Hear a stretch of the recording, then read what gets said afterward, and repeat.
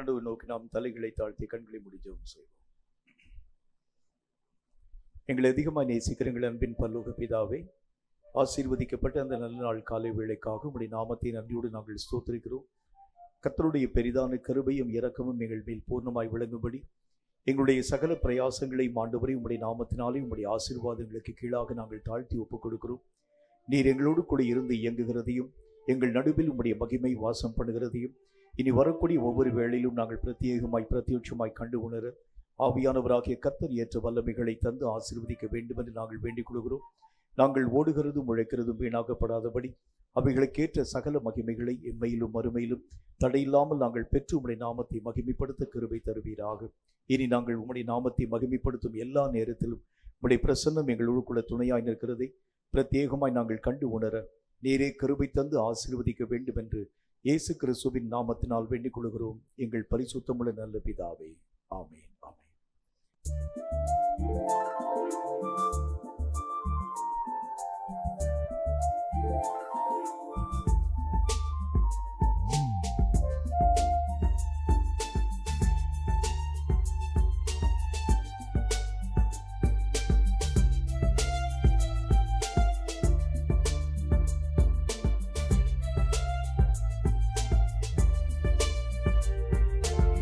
திக்கற்ற பிள்ளைகளுக்கு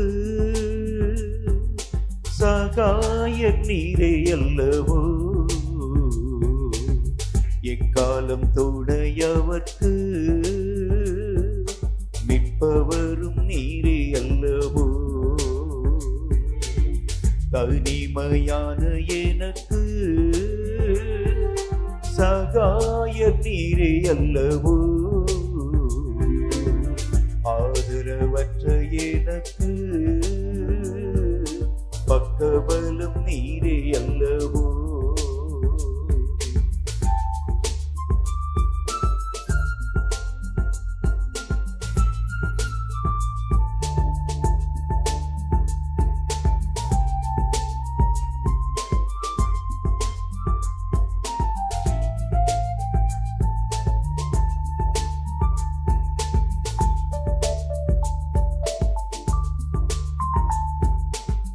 என்றைக்கும் மறந்திருப்பீரோ,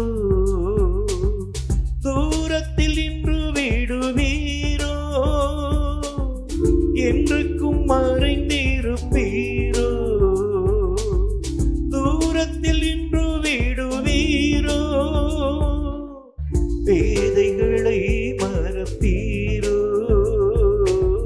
பேதைகளை மறப்பீரோ. இயேசுவே மனம் இறங்கும், இயேசுவே மனம் இறங்கும். திக்கற்ற பிள்ளைகளுக்கு சகாய நீரே அல்லவோ,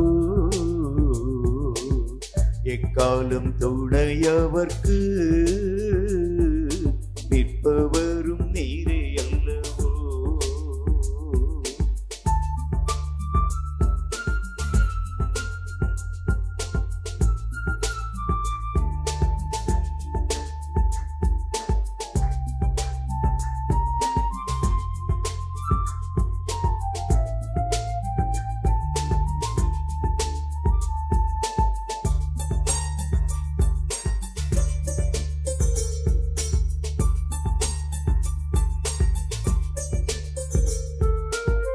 கர்த்தாவே எழுந்தருளும், கை தூக்கி என்னை நிறுத்தும். கர்த்தாவே எழுந்தருளும்,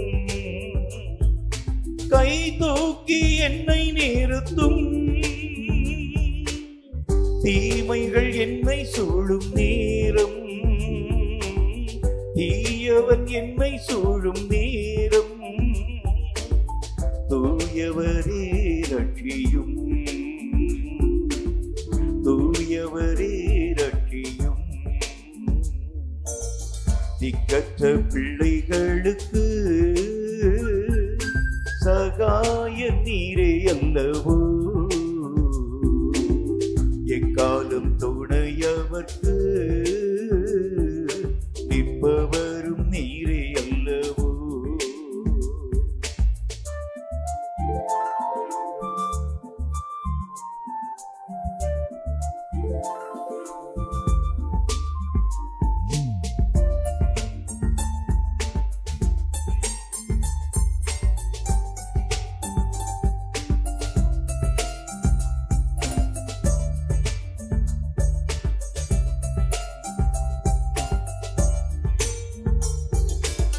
தாய் என்னை மறந்தாலும் நீர் என்னை மறப்பதில்லை. தாய் என்னை மறந்தாலும் நீர் என்னை மறப்பதில்லை. ஏழையின் ஜெபம் கேளும், ஏழையின் ஜெபம் கேளும். இயேசுவே மனம் இறங்கும், இயேசுவே மனம் இறங்கும். திக்கற்ற பிள்ளைகளுக்கு சகாயர் நீரே அல்லவோ, எக்காலம் துணையவர்க்கு நிற்பவரும் நீரே அல்லவோ. தனிமையான எனக்கு சகாயர் நீரே அல்லவோ, ஆதரவற்ற எனக்கு பக்கபலம் நீரே அல்லவோ, பக்கபலம் நீரே அல்லவோ. இயேசு கிறிஸ்து நீரே அல்லவோ. சங்கீதங்களின் புத்தகம் 96வது அதிகாரம். கர்த்தர் தாமே இந்த சங்கீத வாக்கியங்களின் மூலம் நம்மோடு பேசும்படி தலைகளை தாழ்த்தி கண்களை மூடி கர்த்தரை நோக்கி நாம் ஜெபித்து தொடர்ந்து நாம் யாவரும் எழுந்து நின்று இந்த சங்கீதத்தை ஆராதனையோடு இணைந்து வாசிப்போம். சங்கீதங்களின் புத்தகம் 96வது அதிகாரம். கர்த்தர் தாமே இந்த சங்கீத வாக்கியங்களின் மூலம் நம்மோடு பேசும்படி தலைகளை தாழ்த்தி கண்களை மூடி கர்த்தரை நோக்கி நாம் ஜெபிப்போம். எங்களை அதிகமாக நேசிக்கிற எங்கள் அன்பின் பரலோக பிதாவே, ஆசீர்வதிக்கப்பட்ட இந்த நல்ல நாளிலும் கர்த்தராகிய உம்மால் எழுதி கொடுக்கப்பட்ட இந்த சத்தியவேத எழுத்துக்களுக்காக ஸ்தோத்திரம். இவைகளை வாசிக்கவும் அறியவும் உணரவும் இவைகளுக்கேற்ற சகல பாக்கியங்களையும் நன்மைகளையும் தடையில்லாமல் எங்கள் வாழ்க்கையிலே பெற்றுக்கொள்ளவும் நீர் பேசும் உடைய வேத சத்தியங்களின் ஆழ்ந்த காரியங்களை புரிந்து அவைகளின்படி வாழ்ந்து உமக்கு சித்தமானவைகளை எங்கள் வாழ்க்கையிலே நாங்கள் கர்த்தாவே பெற்றுக்கொண்டு உம்முடைய நாமத்தை மகிமைப்படுத்தவும் கிருபை தந்து ஆசீர்வதிக்க வேண்டும் என்று இயேசு கிறிஸ்துவின் நாமத்தினால் வேண்டிக் கொள்கிறோம் எங்கள் பரிசுத்தம் உள்ள பிதாவே, ஆமேன், ஆமேன். எழுந்து நின்று 96வது சங்கீதத்தை ஆராதனையோடு நாம் இணைந்து வாசிப்போம். கர்த்தருக்கு புதுப்பாட்டை பாடுங்கள், பூமியின் குடிகளே எல்லாரும் கர்த்தரை பாடுங்கள். அல்லேலூயா அல்லேலூயா அல்லேலூயா அல்லேலூயா அல்லேலூயா அல்லேலூயா அல்லேலூயா அல்லேலூயா. கர்த்தரை பாடி அவருடைய நாமத்தை ஸ்தோத்தரித்து நாளுக்கு நாள் அவருடைய ரட்சிப்பை சுவிசேஷமாய் அறிவியுங்கள். அல்லேலூயா அல்லேலூயா அல்லேலூயா அல்லேலூயா. ஜாதிகளுக்குள் அவருடைய மகிமையும் சகல ஜனங்களுக்குள்ளும் அவருடைய அதிசயங்களையும் விவரித்து சொல்லுங்கள். அல்லேலூயா அல்லேலூயா அல்லேலூயா அல்லேலூயா அல்லேலூயா அல்லேலூயா அல்லேலூயா அல்லேலூயா. கர்த்தர் பெரியவரும் மிகவும் ஸ்தோத்தரிக்கப்படத்தக்கவருமாயிருக்கிறார், எல்லா தேவர்களிலும் பயப்படத்தக்கவர் அவரே. அல்லேலூயா அல்லேலூயா அல்லேலூயா அல்லேலூயா. சகல ஜனங்களுடைய தேவர்களும் விக்கிரகங்கள் தானே, கர்த்தரோ வானங்களை உண்டாக்கினவர். அல்லேலூயா அல்லேலூயா அல்லேலூயா அல்லேலூயா அல்லேலூயா அல்லேலூயா அல்லேலூயா அல்லேலூயா. மகிமையும் கனமும் அவர் சமூகத்தில் இருக்கிறது, வல்லமையும் மகத்துவமும் அவர் பரிசுத்த ஸ்தலத்தில் உள்ளது. அல்லேலூயா அல்லேலூயா அல்லேலூயா அல்லேலூயா. ஜனங்களின் வம்சங்களே கர்த்தருக்கு மகிமையும் வல்லமையும் செலுத்துங்கள், கர்த்தருக்கே அதை செலுத்துங்கள். அல்லேலூயா அல்லேலூயா அல்லேலூயா அல்லேலூயா அல்லேலூயா அல்லேலூயா அல்லேலூயா அல்லேலூயா. கர்த்தருக்கு அவருடைய நாமத்திற்குரிய மகிமையை செலுத்தி காணிக்கைகளை கொண்டு வந்து அவருடைய பிரகாரங்களில் பிரவேசியுங்கள். அல்லேலூயா அல்லேலூயா அல்லேலூயா அல்லேலூயா. பரிசுத்த அலங்காரத்துடனே கர்த்தரை தொழுது கொள்ளுங்கள், பூலோகத்தாரை நீங்கள் யாவரும் அவருக்கு முன்பாக நடுங்குங்கள். அல்லேலூயா அல்லேலூயா அல்லேலூயா அல்லேலூயா அல்லேலூயா அல்லேலூயா அல்லேலூயா அல்லேலூயா. கர்த்தர் ராஜரீகம் பண்ணுகிறார், ஆகையால் பூச்சக்கரம் அசையாதபடி உறுதிப்பட்டிருக்கும். அவர் ஜனங்களை நிதானமாய் நியாயம் தீர்ப்பார் என்று ஜாதிகளுக்குள்ளே சொல்லுங்கள். அல்லேலூயா அல்லேலூயா அல்லேலூயா அல்லேலூயா. வானங்கள் மகிழ்ந்து பூமி பூரிப்பாகி சமுத்திரமும் அதன் நிறைவும் முழங்குவதாக. அல்லேலூயா அல்லேலூயா அல்லேலூயா அல்லேலூயா அல்லேலூயா அல்லேலூயா அல்லேலூயா அல்லேலூயா. நாடும் அதில் உள்ள யாவும் களி கூறுவதாக. அப்பொழுது கர்த்தருக்கு முன்பாக காட்டு விருட்சங்கள் எல்லாம் கம்பீரிக்கும். அல்லேலூயா அல்லேலூயா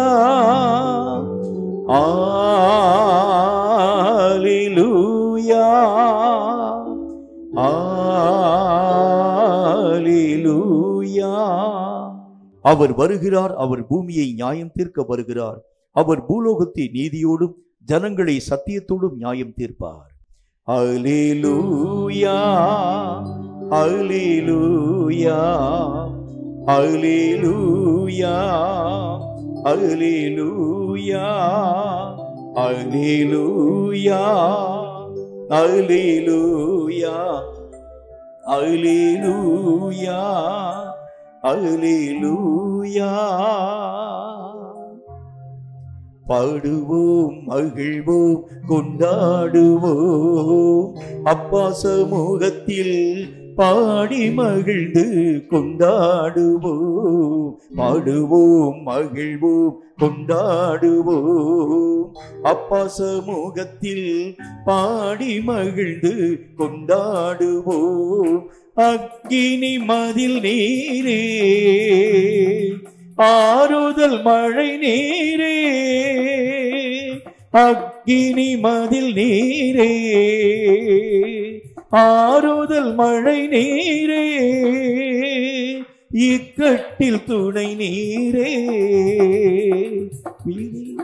பிரியர்தம் நீரே, இக்கட்டில் துணை நீரே, இருளில் வெளிச்சம் நீரே.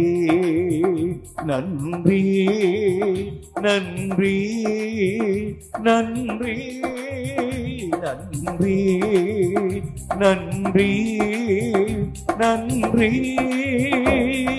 பாடுவோம் மகிழ்வோம் கொண்டாடுவோம், அப்பா சமூகத்தில் பாடி மகிழ்ந்து கொண்டாடுவோம். பாடுவோம் மகிழ்வோம் கொண்டாடுவோம், அப்பா சமூகத்தில் பாடி மகிழ்ந்து கொண்டாடுவோம்.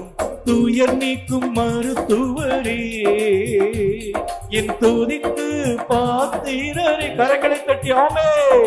துயர் நீக்கும் மருத்துவரே, என் துதிக்கு பாத்திரரே. பலமெல்லாம் நீதானையா, என் பிரியமும் நீதானையா.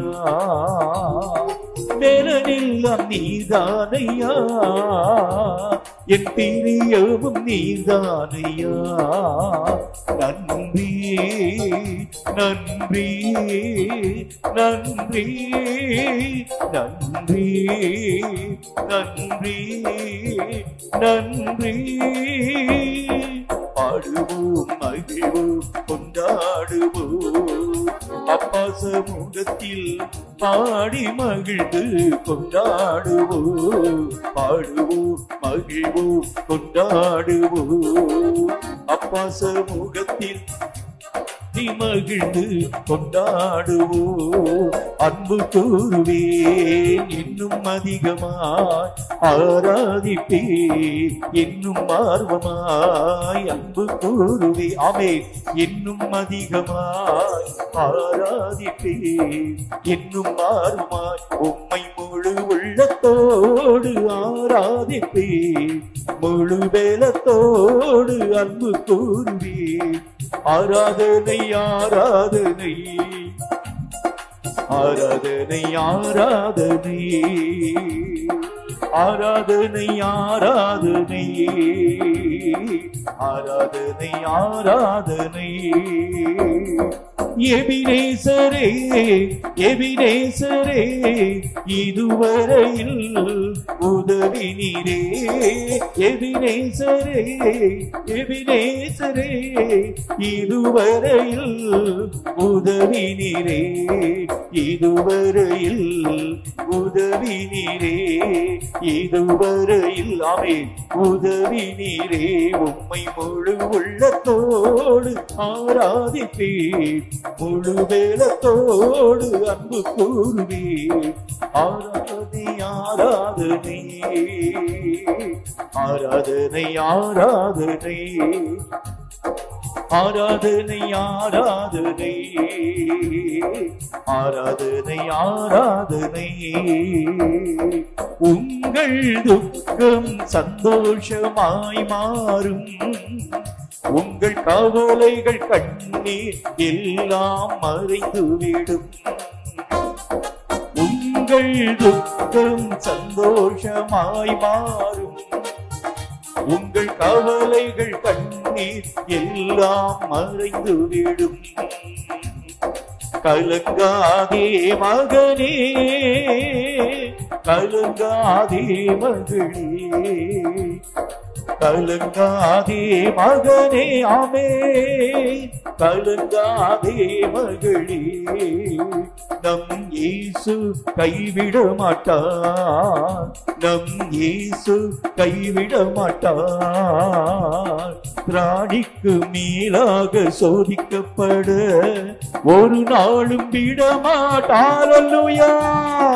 திராணிக்கு மேலாக சோதிக்கப்பட ஒரு நாளும் விடமாட்டார்.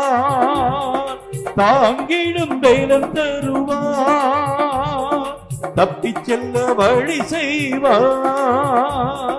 தாங்கிடும் வேலம் தருவார், தப்பிச் செல்ல வழி செய்வா, நீ தப்பிச் செல்ல வழி செய்வா, நீ தப்பிச் செல்ல வழி செய்வா. உங்கள் துக்கம் சந்தோஷமாய் மாறும், உங்கள் கவலைகள் கண்ணீர் எல்லாம் மறைந்துவிடும். உங்கள் துக்கம் சந்தோஷமாய் மாறும், உங்கள் கவலைகள் கண்ணீர் எல்லாம் மறைந்துவிடும். கைதட்டி பாடி மகிழ்ந்திருப்போ, கர்த்தர் சமூகத்தில் களி கூறுவோ. கைதட்டி பாடி மகிழ்ந்திருப்போ, கர்த்தர் சமூகத்தில் களி கூறுவோ. களி கூறுவோ, களி கூறுவோ, கர்த்தர் சொன்ன வாக்கு தத்துவம் சொல்லி மகிழ்வோ. களி கூறுவோ, களி கூறுவோ, கவலைகள் மறந்து களி கூறுவோ. கைதட்டி பாடி மகிழ்ந்திருப்போ, கர்த்தர் சமூகத்தில் களி கூறுவோ. கைதட்டி பாடி ஆமென் ஆண்டவரே, கர்த்தர் சமூகத்தில் களி கூறுவோ. நினைப்பதற்கும் நான் ஜெபிப்பதற்கும் அதிகமாய் செய்திடுவா. நினைப்பதற்கும் நாம் ஜெபிப்பதற்கும் அதிகமாய் செய்திடுவா. களி கூறுவோ, களி கூறுவோ, கர்த்தர் சொன்ன வாக்கு தத்துவம் சொல்லி மகிழ்வோ. களி கூறுவோ, களி கூறுவோ, கவலைகள் மறந்து களி கூறுவோ. கைதட்டி பாடி மகிழ்ந்திட அல்லேலூயாமே, கர்த்தர் சமூகத்தில் களி கூறுவோ. கைதட்டி பாடி மகிழ்ந்திட அல்லேலூயா, களி கூறுவோ. கைதட்டி பாடி மகிழ்ந்திருப்போ, கர்த்தர் சமூகத்தில் களி கூறுவோ. கைதட்டி பாடி மகிழ்ந்திருப்போ, கர்த்தர் சமூகத்தில் களி கூறுவோ.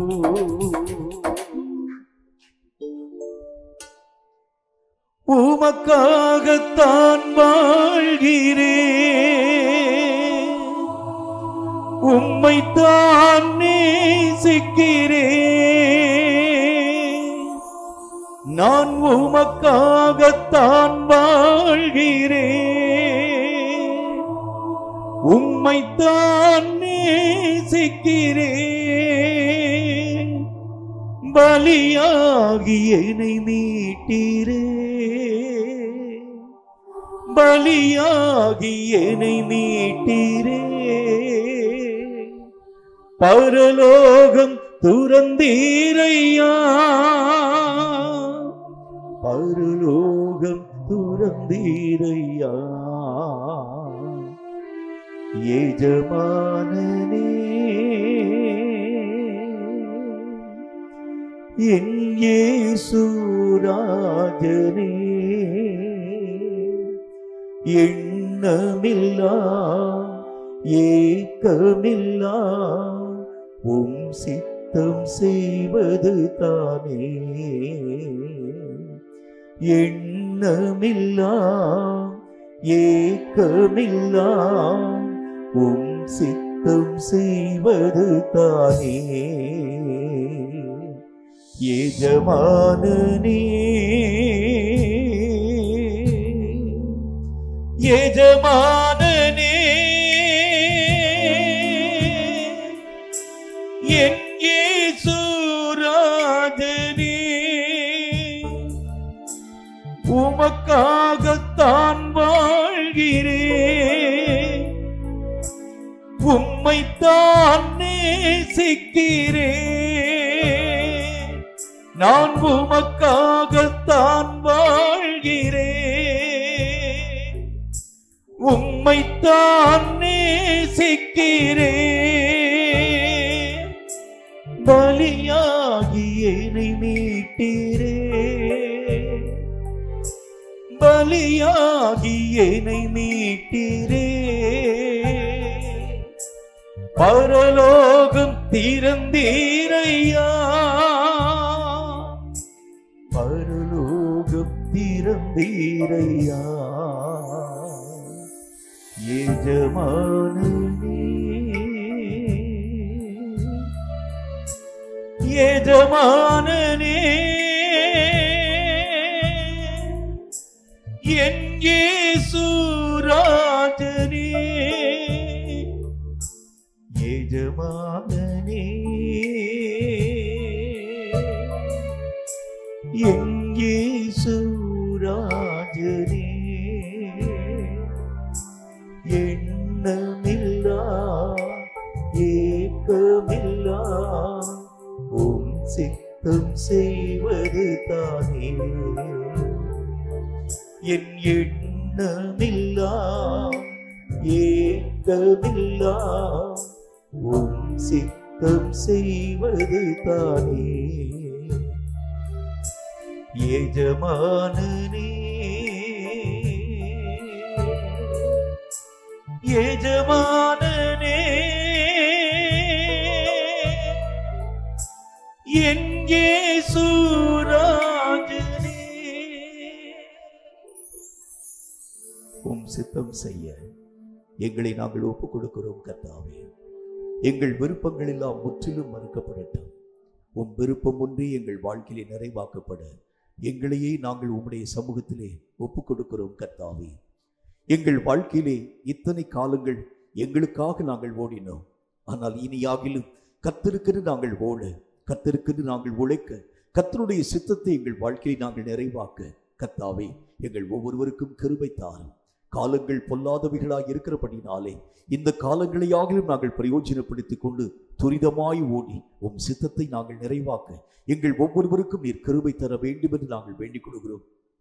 எங்களை நாங்கள் நேசித்தோம், எங்கள் குடும்பத்தை நேசித்தோம், எங்கள் உற்றார் உறவின மக்களை நாங்கள் நேசித்தோம், எங்கள் செல்வங்களை நேசித்தோம், எங்கள் அந்தஸ்துகளை நேசித்தோம், எங்கள் ஆஸ்திகளை நேசித்தோம், ஆசீர்வாதங்களை நேசித்தோம்.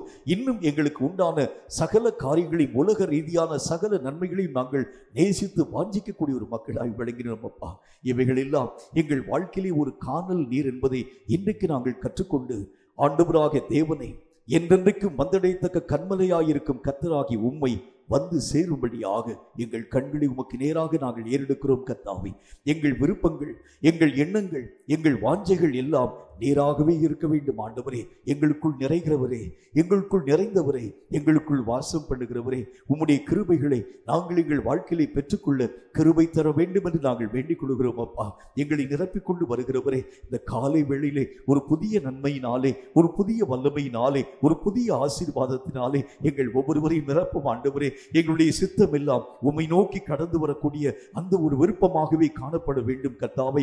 உலகத்தின் பின்பாக ஓடி திரிந்த காலங்கள் போதும், உலகத்தை நேசித்த காலங்கள் போதும், எங்களுக்காக வாழ்ந்த காலங்கள் போதும். இனியாகிலும் உம் கர்த்தருடைய நாமத்தினாலே எங்கள் சிலுவையை சுமந்து உம்மை பின்பற்றி வர இதோ நாங்கள் மெய்யாகவே தீர்மானித்து உம்முடைய சமூகத்தை நோக்கி நாங்கள் கடந்து வருகிறோம் கர்த்தாவை. எங்களை அங்கீகரிக்க வேண்டும் என்று இயேசு கிறிஸ்துவின் நாமத்தினாலே நாமத்தினாலே உள்ளத்தை திறந்து ஒப்பு கொடுத்து நாங்கள் ஜெபிக்கிறோம் கர்த்தாவே.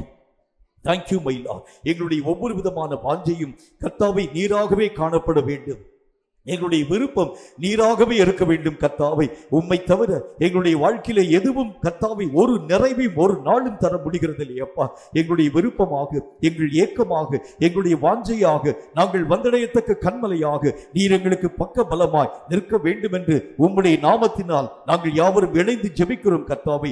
எங்கள் ஜெபங்களை கர்த்தரீர் மெய்யாகவே அங்கீகரிக்க வேண்டும் என்று உம்முடைய நாமத்தினாலே ஒருமனப்பட்டு நாங்கள் ஜெபிக்கிறோம் கர்த்தாவே. Thank you my Lord, thank you my Father, thank you my Father, thank you my Jesus. நன்றி ஆண்டவரே, நன்றி ஆண்டவரே, நன்றி ஆண்டவரே, நன்றி ஆண்டவரே.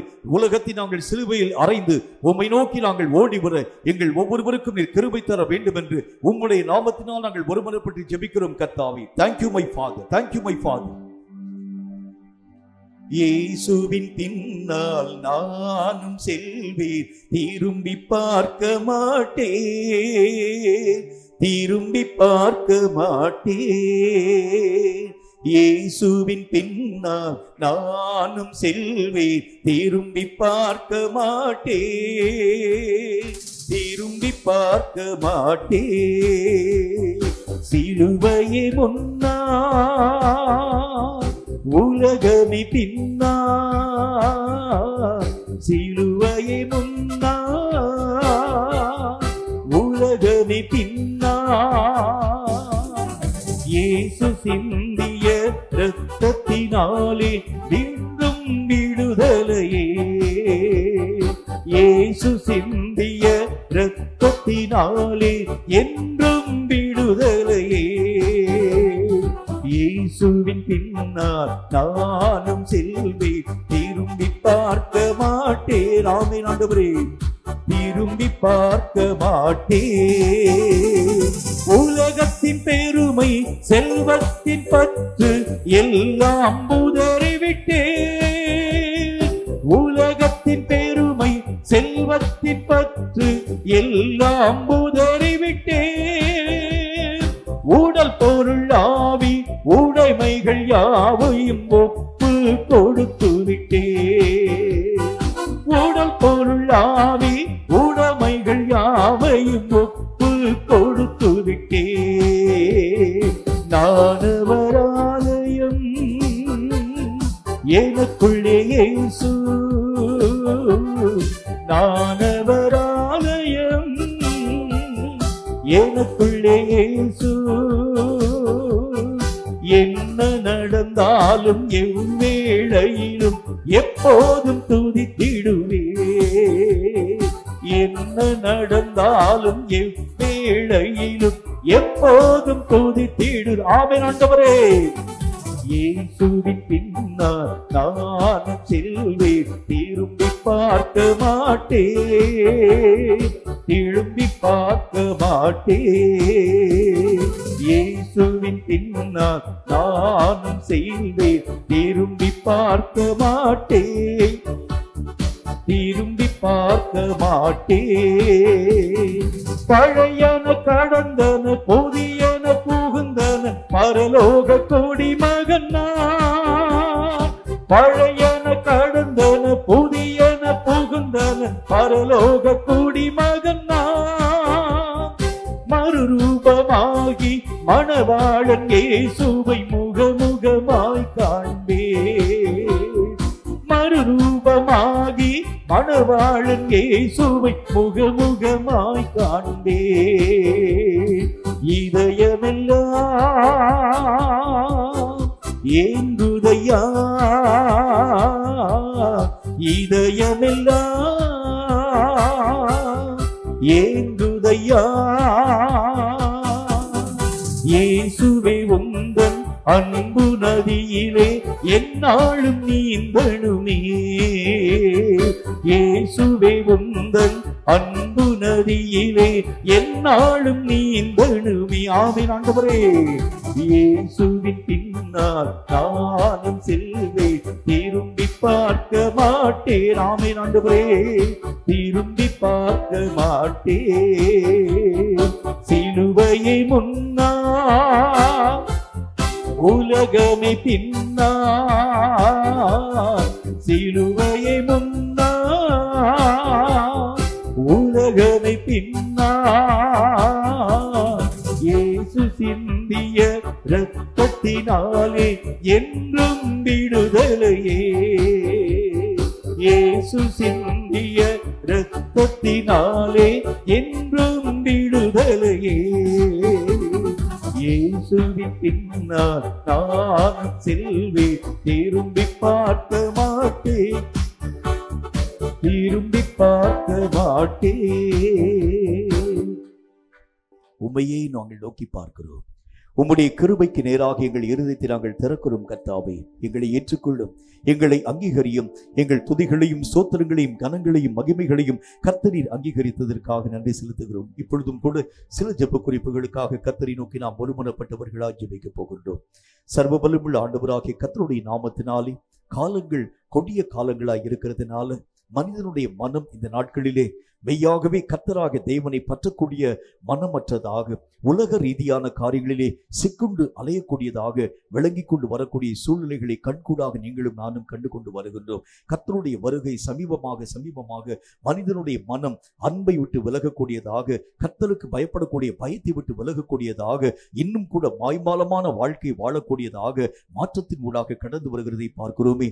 ஆதியிலே கொண்ட அன்பை ஜனங்கள் இழந்து போகாதபடி கர்த்தராக தேவனுக்குள் மெய்யாகவே இடிக்கப்பட்ட ஒவ்வொரு தாவீதின் அலங்குகளும் மீண்டும் கர்த்தருடைய நாமத்தினாலே கட்டப்படும்படிக்காக, இடிந்து போன தாவீதின் கூடாரங்களை கர்த்தராக தேவன் எடுப்பிக்கும்படிக்காக கர்த்தரை நோக்கி நாம் ஒருமனப்பட்டவர்களாய் நாம் ஜெபிக்க போகின்றோம். தாங்கள் விழுந்த நிலை என்னது என்று சொல்லியே அறிய முடியாமல் எத்தனை ஜனங்கள் உலக ரீதியிலே ஆண்டவராக தேவனுடைய ஊழியர்கள் என்கிற பேர்ல உலகத்தின் பின்பதாக கடந்து போறாங்க பாருங்க.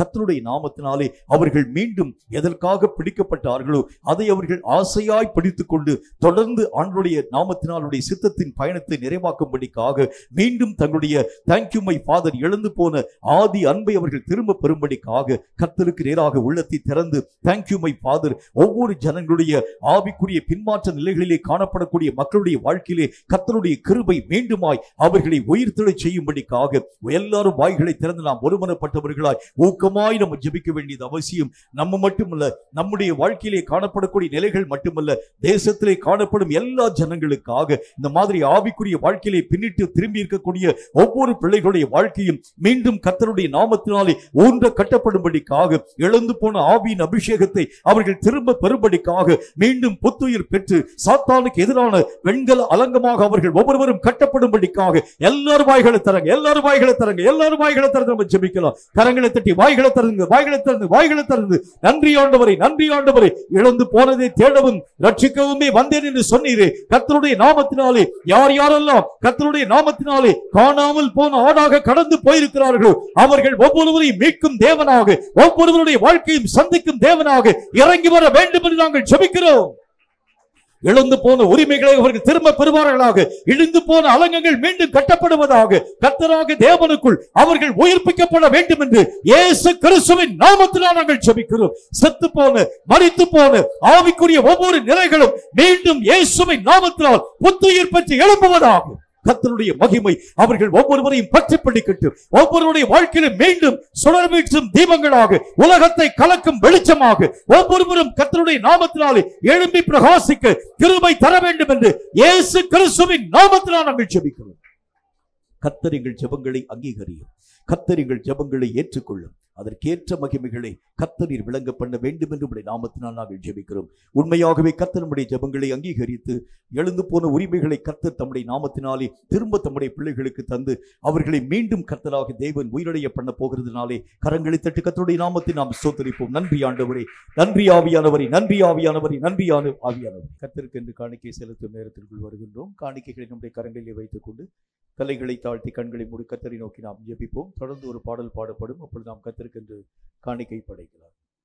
நம்மையும் நம்முடைய காணிக்கைகளையும் கர்த்தர் அங்கீகரிக்கும்படிக்காக தலைகளை தாழ்த்தி கண்களை மூடி கர்த்தரை நோக்கி நாம் ஜெபிப்போம். எங்களை அதிகமாக நேசிக்கிற எங்கள் அன்பின் பரலோக பிதாவே, நீர் எங்களுக்கு எத்தனையோ நன்மையான காரியங்களை தந்திருக்கிறீர். எங்களால் என்ற இந்த சொற்பமான காணிக்கையை தேவ நாமத்தின் மகிமைக்கென்று நாங்கள் படைக்கிறோம். இவைகளை கர்த்தர் நீர் அங்கீகரித்து ஏற்றுக்கொண்டு அவைகளுக்கு தக்கதாக அவைகளுக்கு அதிகமாக அநேக மகிமைகளை நீர் எங்கள் வாழ்க்கையை காணும்படி அனுகூலமான வாசல்களை திறந்து ஆசீர்வதிக்க வேண்டும் என்று நாங்கள் ஜெபிக்கிறோம். விசனமாகவோ கட்டாயமாகவோ அல்ல, மனப்பூர்வமாய் கொடுக்கின்ற இந்த காணிக்கைகளை நீர் ஏற்று அங்கீகரித்து ஆசீர்வதிக்க வேண்டும் என்று இயேசு கிறிஸ்துவின் நாமத்தினால் வேண்டிக் கொள்கிறோம் எங்கள் பரிசுத்தமுள்ள நல்ல பிதாவே, ஆமென்.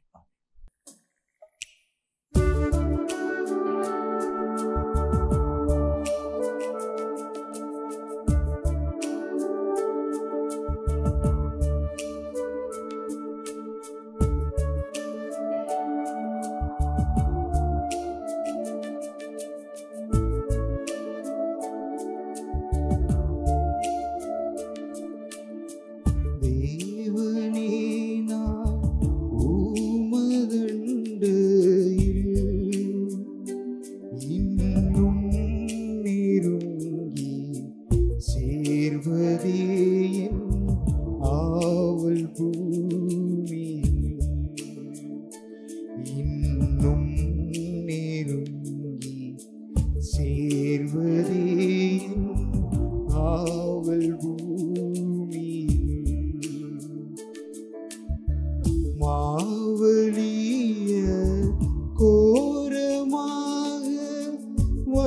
சிலுவை மீதினில் நான் மாவலிய கோரமாக மண் சிலுவை மீதினில் நான் நோக்கி தூங்க நீரிடிலும் ஆவலாயும் மண்டை சீர்வே தேவனே நான் உமதண்டையில்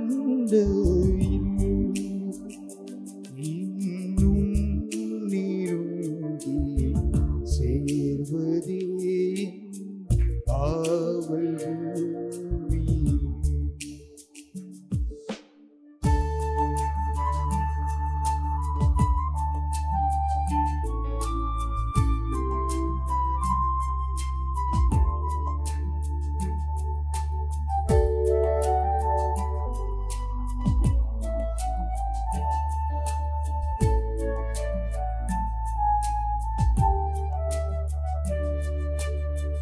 யாக்கோபை போல் போகும் பாதையில் பொழுது பட்டு ராவில் இருள் வந்து மூடிட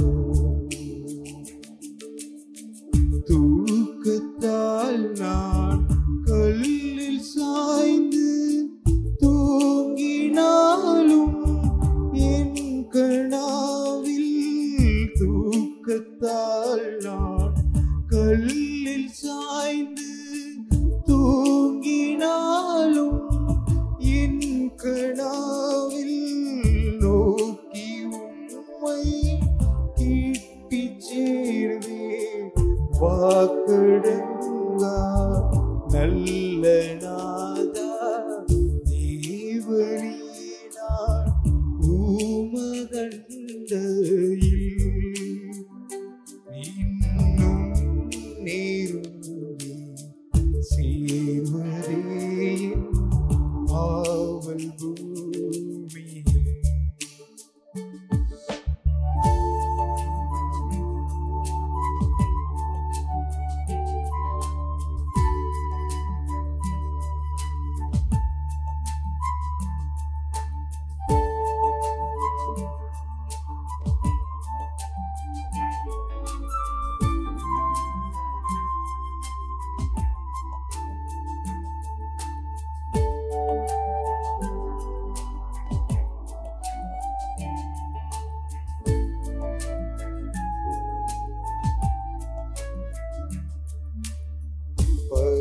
பருத்திற்கேறும் படிகள் போலவே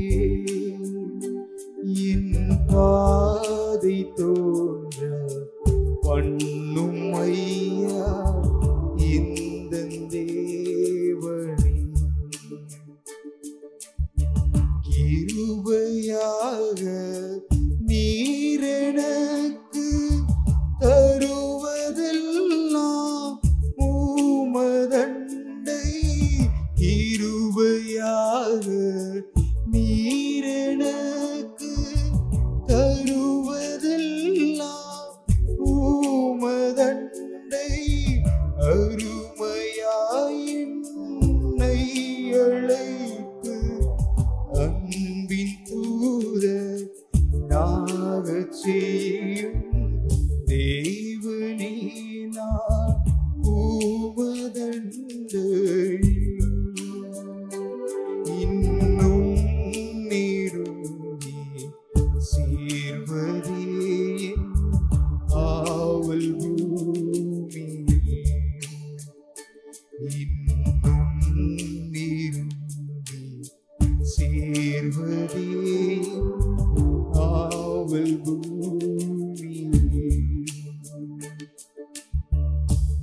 மாவலிய கோரமாக வன் சிலுவை மீதினில் நான் மாவலிய கோரமாக வன் சிலுவை மீதினில் நான் கோவத்தோடு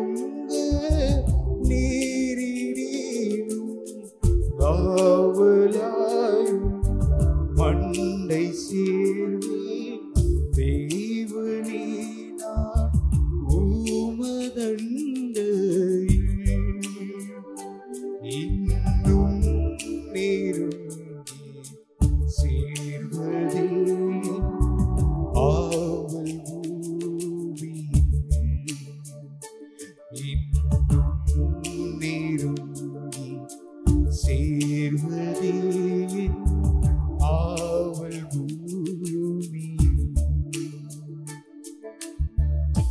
கொடுக்கப்பட்ட காணிக்கைகளுக்காக தலைகளை தாழ்த்தி நாம் ஜெபிப்போம்.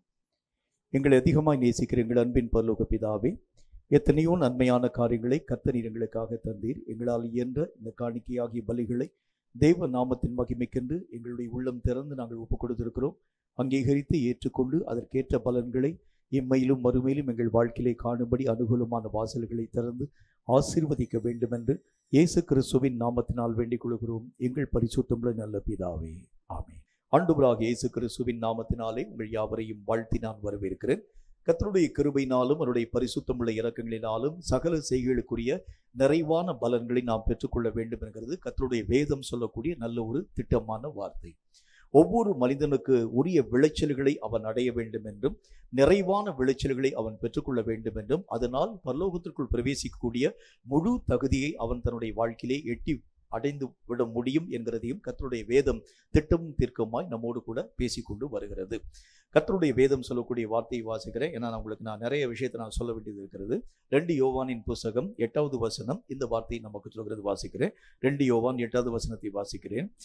உங்கள் செய்கைகளின் பலனை இழந்து போகாமல் பூரண பலனை பெறும்படிக்கு எச்சரிக்கையாய் இருங்கள். ஒவ்வொரு செய்கைகளுக்கும் நமக்கு பலன் உண்டு. அதனுடைய பலன்களை பெறுகிறது ஒரு பகுதியாக காணப்பட ஆரம்பித்தாலும் நிறைவான முழுமையான பலன்களை பெறுகிறது தான் கர்த்தராகிய தேவனால் எதிர்பார்க்கப்படக்கூடிய வாழ்க்கையிலே மிகவும் முக்கியத்துவம் வாய்ந்த ஒன்று. ஆகவே இந்த நிலைகளுக்காக நாம் அடைக்கப்பட்டிருக்கிறோம். இவைகளை நாம் நம்முடைய வாழ்க்கையிலே செய்து முடிக்க வேண்டியது அவசியம். இன்னைக்கு இந்த நிறைவான பலன்களுக்கு தடையாக காணப்படக்கூடிய பல விஷயங்களை பற்றி நம்ம பார்த்து கொண்டு வர ஆரம்பித்தோம். நிறைவான பலன்களை பெறக்கூடிய வழிமுறைகள் என்றால் என்ன என்கிறதை பற்றி ஒரு 3 விஷயத்தை நான் உங்களோடு கூட திட்டமும் தீர்க்கமாய் பேச வேண்டும் என்று ஆசைப்படுகிறேன். மத்தேயு எழுதின சுவிசேஷத்தில் 6வது அதிகாரம் 4வது வசனம் 6வது வசனம் 17, 18 ஆகிய வசனங்கள் இந்த வார்த்தையை நமக்கு சொல்கிறது. மத்தேயு எழுதின சுவிசேஷம் 6வது அதிகாரம் 4, 6, 17, 18 ஆகிய வசனங்களை வாசிக்கிறேன். முதலாவது மத்தேயு 6வது அதிகாரம் 4வது வசனத்தை வாசிக்கிறேன். அப்பொழுது அந்தரங்கத்தில் பார்க்கிற உன் பிதா தாமே உனக்கு வெளியரங்கமாய் பலன் அளிப்பார். நிறைவான பலன்கள், வெளியரங்கமான பலன்கள் நம்முடைய வாழ்க்கையிலே வர வேண்டும் என்றால் நாம் செய்யக்கூடிய தான தர்மங்களை பற்றி எச்சரிக்கையாக இருக்கணும். அந்த தான தர்மங்களை பற்றி கர்த்தராகிய தேவன் பேசும்போது 3வது வசனத்தில் சொல்கின்றார், நீயோ தர்மம் செய்யும் போது உன் தர்மம் அந்தரங்கமாய் இருப்பதற்கு உன் வலது கை செய்கிறதை உன் இடது கை அறியாதிருக்க கடவுதுன்னு சொல்றார். மற்றவர்களுக்கு முன்பதாக நாம் செய்யக்கூடிய தர்மங்களை பற்றியதான ஒரு எச்சரிக்கை நிறைந்த பலன்களை நம்முடைய வாழ்க்கையிலே தரக்கூடிய வலிமை பெற்றது. 2வது காரியமாக பார்க்கிறோம் மத்தேயு எழுதின சுவிசேஷம் அதுல 6வது அதிகாரம் 6வது வசனம் இந்த வார்த்தை நமக்கு சொல்கிறது, நீயோ ஜெபம் பண்ணும்போது உன் அறை வீட்டுக்குள் பிரவேசித்து உன் கதவை பூட்டி அந்தரங்கத்தில் இருக்கிற உன் பிதாவை நோக்கி ஜெபம் பண்ணு. அப்பொழுது அந்தரங்கத்தில் பார்க்கிற உன் பிதா வெளியரங்கமாய் உனக்கு பலன் அளிப்பார். நிறைவான பலன், வெளியரங்கமான பலன் நம்முடைய வாழ்க்கையிலே வர வேண்டும் என்றால் ஜெபத்துல ஒரு புதிய பரிமாணம் நம்முடைய வாழ்க்கையில வரணும். ஆண்டவருடைய வேதம் சொல்லுகிறது மாதிரி அந்த நிறைவான பலன்களை பெறக்கூடிய அளவிற்கு நம்முடைய ஜெபத்தினுடைய நிலைகள் காணப்பட ஆரம்பித்தால் போதும். நிச்சயமாகவே கர்த்தருடைய வேதம் சொல்லக்கூடிய வார்த்தையின் அடிப்படையில மகிமையான காரியங்களை உங்களாலும் என்னாலும் தடையில்லாமல் பெற்றுக்கொள்ள முடியும். 3வது ஒரு விஷயத்தை உங்களுக்கு சொல்லணும். அதே மத்தேயு எழுதின சுவிசேஷம் 6வது அதிகாரம் 17, 18 ஆகிய வசனங்கள் இந்த வார்த்தையை நமக்கு சொல்கிறது. வாசிக்கிறேன், கவனிங்க. நீயோ உபவாசிக்கும் போது அந்த உபவாசம் மனுஷர்களுக்கு காணப்படாமல் அந்தரங்கத்தில் இருக்கிற உன் பிதாவுக்கே காணப்படும்படியாக உன் தலைக்கு எண்ணெய் பூசி உன் முகத்தை கழுவு. 18வது வசனம், அப்பொழுது அந்தரங்கத்தில் பார்க்கிற உன் பிதா உனக்கு வெளியரங்கமாய் பலன் அளிப்பார். இந்த 3 விஷயத்தை பற்றி சில முக்கியமான கருத்துக்களை உங்களோடு கூட நான் பேச வேண்டும் என்று ஆசைப்படுகிறேன். முதலாவது காரியம், தர்மம் பண்ணக்கூடிய ஒரு நிலை அல்லது மற்றவங்களுக்கு நம்ம செய்யக்கூடிய அநேக விதமான உபகாரமான நன்மை. இந்த உபகாரமான நன்மைகளை பலவிதமான மக்கள் பலவிதமான காரியங்களை பயன்படுத்தி செயல்படுத்த ஆரம்பிக்கிறத பார்க்கிறோம். ஆனால் கர்த்தராகிய தேவனுடைய வேதம் ஒரு நல்ல ஒரு திட்டம் ஒன்றை நமக்கு வெளிப்படுத்த ஆரம்பிக்கிறது. அது சொல்லுகிறது, உன்னுடைய அந்தரங்கத்திலே பார்க்கக்கூடிய உன்னுடைய பிதா உனக்கு வெளியரங்கமாய் பலன் கொடுக்க வேண்டும் என்றால் நீ செய்ய செய்யக்கூடிய தானம், உன்னுடைய வலது கை செய்யக்கூடிய தானம் இடது கைக்கு அறியாமல் நீ செய்யணும். அந்த மாதிரி எந்த விதமான மக்களுக்கும் வெளிப்படுத்தப்படாத அளவிற்காக மறைவாக இந்த காரியங்களை நீங்கள் செயல்படுத்த ஆரம்பித்தால்தான் நிறைந்த பலன்களை தடையில்லாமல் நம்முடைய வாழ்க்கையிலே பெற்றுக்கொள்ள முடியும் என்று கர்த்தருடைய வேத சத்தியம் நமக்கு சுட்டி காண்பிக்க ஆரம்பிக்கிறது. நிறைய இடங்கள் நம்ம பார்க்கிறோம். இன்றைக்கு அநேக விதமான மக்கள் கொடுக்கக்கூடிய காணிக்கையை எல்லா ஜனங்களுக்கு முன்பதாக மெய்யாகவே கொண்டு வந்து கொடுக்கறத பார்க்க முடியும். காணிக்கை போடக்கூடிய பெட்டியில காணிக்கை போடக்கூடிய மக்கள் கூட வெளியரங்கமா நான் எவ்வளவு ரூபா போடுறேன்னு சொல்லி பார்க்கக்கூடிய அளவுக்கான காரியங்களை செயல்படுத்துகிறத பார்க்க முடியும். இஸ்ரவேல் நாட்டில் அந்த காலத்தில் இருக்கக்கூடிய ஒரு பெரிய ஒரு வழக்கத்தை பற்றி நான் உங்களுக்கு சொல்லிவிட்டு அந்த செய்தியின் ஊடாக உங்களை அழைத்துக் கொண்டு போகிறேன். அந்த நாட்கள்ல அவங்க என்ன செய்வாங்க அப்படின்னு பார்த்தீங்கன்னா, யாராகிலும் ஒரு மனிதனுக்கு உதவி செய்ய வேண்டும் என்று சொன்னால் ஒரு தாரை ஊதுவிக்கக்கூடிய ஒரு மனுஷனை கூட்டிட்டு வருவாங்க பக்கத்துல. தாரைனா உங்களுக்கு தெரியும், அதாவது அந்த ட்ரம்பட் வாய்ஸ் மாதிரி ட்ரம்பட் வைத்திருக்கக்கூடிய மக்கள் அந்த இஸ்ரவேல் நாட்டில் அதிகமாக அங்கங்கே காணப்படுவாங்க. அவங்க கூலி புரிந்து கொண்டு, நான் இப்போ ரோட்ல போகக்கூடிய ஒரு மனிதனுக்கு நான் மையாகவே அநேக விதமான தர்மத்தை நான் கொடுக்க போகிறேன், ஆகவே நீங்கள் பக்கத்தில் நின்று கொள்ளுங்கள், நான் தர்மம் போடக்கூடிய அந்த நேரத்திற்கு முன்பதாக நீ அந்த தாரையை ஊதுவிக்க வேண்டும். எல்லா விதமான ஜனங்களுடைய அட்டென்ஷனும் என்னை நோக்கி திரும்பக்கூடிய நேரத்தில் நான் அவனுக்கு தான தர்மங்கள் யாவற்றையும் நான் கொடுப்பேன் என்பதை பற்றி அவங்க கூலி புரிந்து கொண்டு அந்த காரியத்தை செய்கிறது வழக்கம். ஆகவே ஆண்டவராக தேவன் சொல்லுகிறார், உன்னுடைய தர்மம் அந்தரங்கமாய் காணப்பட ஆரம்பித்தால்தான் நீ செய்கிறது மற்றவனுக்கே தெரியாது இருக்கக்கூடிய அளவிற்கு, இன்னும் குறிப்பாக அவர் என்ன சொல்லுகின்றார், வலதுகை செய்யக்கூடியது இடதுகைக்கே தெரியாது இருக்கக்கூடிய அளவிற்கு உன்னுடைய தர்மம் மெய்யாகவே அந்தரங்கமாய் காணப்பட வேண்டும் என்று கர்த்தருடைய வேதம் நமக்கு சுட்டி காண்பிக்க ஆரம்பிக்கிறது. தர்மம் என்றால் எதை ஆண்டவராக தேவன் சுட்டி காண்பிக்கின்றார்? சில முக்கியமான கருத்துக்களை நான் உங்க கூட பேச வேண்டியது அவசியம். முதலாவது காரியமாக தர்மங்களை பற்றி கர்த்தருடைய வேதம் என்ன சொல்கிறது? அப்போஸ்தலர் நடபடிகள் 10வது அதிகாரம் 2வது வசனத்திலே நாம் வாசிக்கும் பொழுது தர்மத்தை பற்றி ஆண்டவராக தேவன் நல்ல ஒரு விளக்கம் ஒன்றை இவ்விதமாக எழுத ஆரம்பிக்கின்றார். அவன் தேவ பக்தி உள்ளவனும் தன் வீட்டார் அனைவரோடும் தேவனுக்கு பயந்தவனுமாய் இருந்து ஜனங்களுக்கு மிகுந்த தர்மங்களை செய்து எப்பொழுதும் தேவனை நோக்கி ஜெபம் பண்ணி கொண்டிருந்தார். இந்த கொர்நேலியுவை பற்றி கர்த்தராகிய தேவன் இந்த இடத்தில் வசனமாக எழுதுகின்றார். அவன் செய்யக்கூடிய தர்மங்களை பற்றி எந்த விதமான மக்களுக்கு முன்பதாக அவன் வெளியரங்கமாக பேசவே இல்லை. ஆனால் இவன் செய்த தர்மம் கர்த்தராகிய தேவனை தட்டக்கூடியதாய் விளங்க ஆரம்பித்தது. ஒரு நாளிலே தேவ தூதன் ஒருவன் தேவ எத்தனமாக அவனுக்கு முன்பதாக கடந்து வருகின்றான். இந்த காட்சியை கண்ட கொர்நேலியு பயந்து போய், இது யாரோ எவரோ என்கிறதை பற்றி நான் அறியாத ஒரு மனிதனாய் விளங்குகிறேனே, இவருடைய எல்லா விதமான முகரூபத்தை பார்க்கும் பொழுது தேவ சமூகத்திலிருந்து புறப்பட்டு வந்திருக்கக்கூடிய ஒரு தூதனை போல நான் பார்க்கின்றேன். உடனே அந்த தூதன் அவனை பார்த்து சொல்லுகின்றான், கொர்நேலியுவே நீ பயப்படக்கூடாது, ஏனென்றால் நீ செய்த தர்மங்களும் தானங்களும் தேவ சமூகத்திலே நினைப்பூட்டுதலாய் காணப்பட்டதுன்னு சொல்றான். முதல் காரியம், நீங்கள் செய்யும் தர்மங்கள் எல்லாம் யாரோ சொன்னாங்கிறதுக்காக செய்யறதில்லை, யாரோ கேட்கிறாங்கிறதுக்காக கொடுக்கறது இல்லை, மக்களுக்கு முன்பதாக பார்வைக்காக செய்யக்கூடியது அல்ல, அது தேவனை தட்டக்கூடியதாக விளங்க வேண்டியது அவசியம். அதை தான் கர்த்தர் நமக்கு முக்கியத்துவம் வாய்ந்ததாக சொல்ல ஆரம்பிக்கிறார். அந்தரங்கத்தில் செய்யப்படக்கூடிய தர்மங்கள் அது எப்படியா இருக்கணுமா? ஆண்டவராகிய தேவனுடைய மனதை இழக பண்ணக்கூடியதாக, இவன் தனக்கு உண்டான எல்லா விதமான காரியங்களிலும் ஆண்டவராகிய தேவனுக்கு அவன் கொடுக்கக்கூடியவனாய் விளங்கினான். ஆண்டவருடைய நாமத்தினாலே அப்போஸ்தலனாகிய பரிசுத்த பவுல் எழுத ஆரம்பிக்கின்றார், உங்களுக்கு மிகுந்த குறைச்சல் உண்டு என்று நான் பார்த்தேன், என்றாலும் கூட உங்கள் குறைச்சலிலும் கர்த்தருடைய பணிகளுக்கு நீங்கள் அதிகமாய் செலவு பண்ண ஆரம்பிச்சீங்க. உங்களுடைய குறைவான காரியங்களை பற்றி நீங்கள் யோசித்து கூட பார்க்கல. நீங்கள் கர்த்தராகிய தேவனுக்கு என்று கொடுக்கக்கூடிய விஷயத்துல உங்கள் கைகளை முடக்கிக் கொள்ளாமல் நீங்கள் எல்லா காரியங்களையும் விரிவாக கொடுக்கக்கூடிய ஒரு மக்களை விளங்க ஆரம்பிச்சீங்க. அது ஆண்டவராகிய தேவனுடைய பார்வையிலே விலையேற பெற்றதாய் காணப்படக்கூடிய ஒன்று. தர்மம்னா எப்படி இருக்கணும் அப்படின்னா, ஆண்டவருடைய மனதை நம் பக்கமா ஏற்கக்கூடிய அளவிற்காக. ஏனென்றால் கர்த்தருடைய வேதம் சொல்லக்கூடிய வார்த்தையின்படி இந்த உலகத்திலே வந்த ஆண்டவராகிய இயேசு கிறிஸ்து எல்லா ஜனங்களுக்கு முன்பதாக ஒரு காரியத்தை மெய்யாகவே சொல்லிவிட்டு போனார், செய்தும் காண்பித்து விட்டு கடந்து போனார். அவர் இந்த உலகத்திலே வரக்கூடிய அவர் என்ன காரியத்தை செய்தார்? எல்லா ஜனங்களுக்கும் நன்மை செய்யும் ஒரு தேவனாகவே சுற்றி அலைய ஆரம்பித்தார். அவர் எல்லா விதமான மக்களுக்கும், நல்லோருக்கும் தீயோருக்கும் அற்புதங்களை செய்து நீதி உள்ளவருக்கும் அநீதி உள்ளவருக்கும் அநேக விதமான ஆசீர்வாதமான வார்த்தைகள் யாவற்றையும் தரக்கூடிய ஒரு தேவனாக ஒரு முறை ஆண்டவராக இயேசு கிறிஸ்துவை பிடிக்கும்படிக்காக ரோம வீரர்கள் கடந்து வர்றாங்க. அவருடைய சீஷர்கள் அத்தனை விதமான மக்களும் பக்கத்தில் நிற்கிறாங்க. ஆண்டவராக இயேசு கிறிஸ்து பிடிக்கப்படுவதற்கு முன்பதாக சீஷர்களை பார்த்து ஒரு வார்த்தை சொல்ல ஆரம்பித்தார், நீங்கள் யாவரும் மெய்யாகவே உங்கள் கரங்களிலே அநேக விதமான பட்டயங்களை கொள்ளக்கூடிய ஒரு மக்களா நில்லுங்கள் என்பதை பற்றி கர்த்தராகிய தேவன் பேசுற பட்டயத்தை வச்சிருக்கிறாங்க சீஷர்கள்.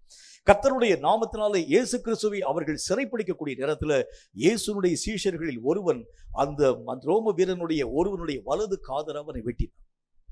உடனே ஆண்டவராக இயேசு கிறிஸ்து நல்ல காரியம் செய்தாய் என்று அவரை பாராட்டாமல் அந்த மனிதனுடைய காதை தொட்டு சுகப்படுத்தி ஆண்டவராக தேவன் அற்புதங்களை செய்தார். நன்மை செய்யும் கர்த்தர் அப்படின்னா என்ன அர்த்தம்? நம்முடைய தர்மங்களும் நம்முடைய தானங்களும் நமக்கு மிஞ்சினதாக காணப்பட வேண்டியது அவசியம். நீங்களும் நானும் அளந்து குலுக்கி காரியங்களை செய்கிறதல்ல. கர்த்தர் நமக்கு தரும்போது எப்படி தருகிறார் பாருங்க. நீங்கள் ஆண்டவராக தேவனுக்கு செய்கிறது உண்டானால் நீங்கள் உங்களுடைய மடிகளிலே அவர்கள் அமுக்கியும் குலுக்கியும் சரிந்து விழும்படிக்காக கொட்டுவார்கள். தேவன் தரக்கூடிய நன்மை அப்படியா இருக்கிறது உண்டானால் நீங்களும் நானும் நன்மை செய்யக்கூடிய விஷயத்தில் எப்படி இருக்கணும் பாருங்க.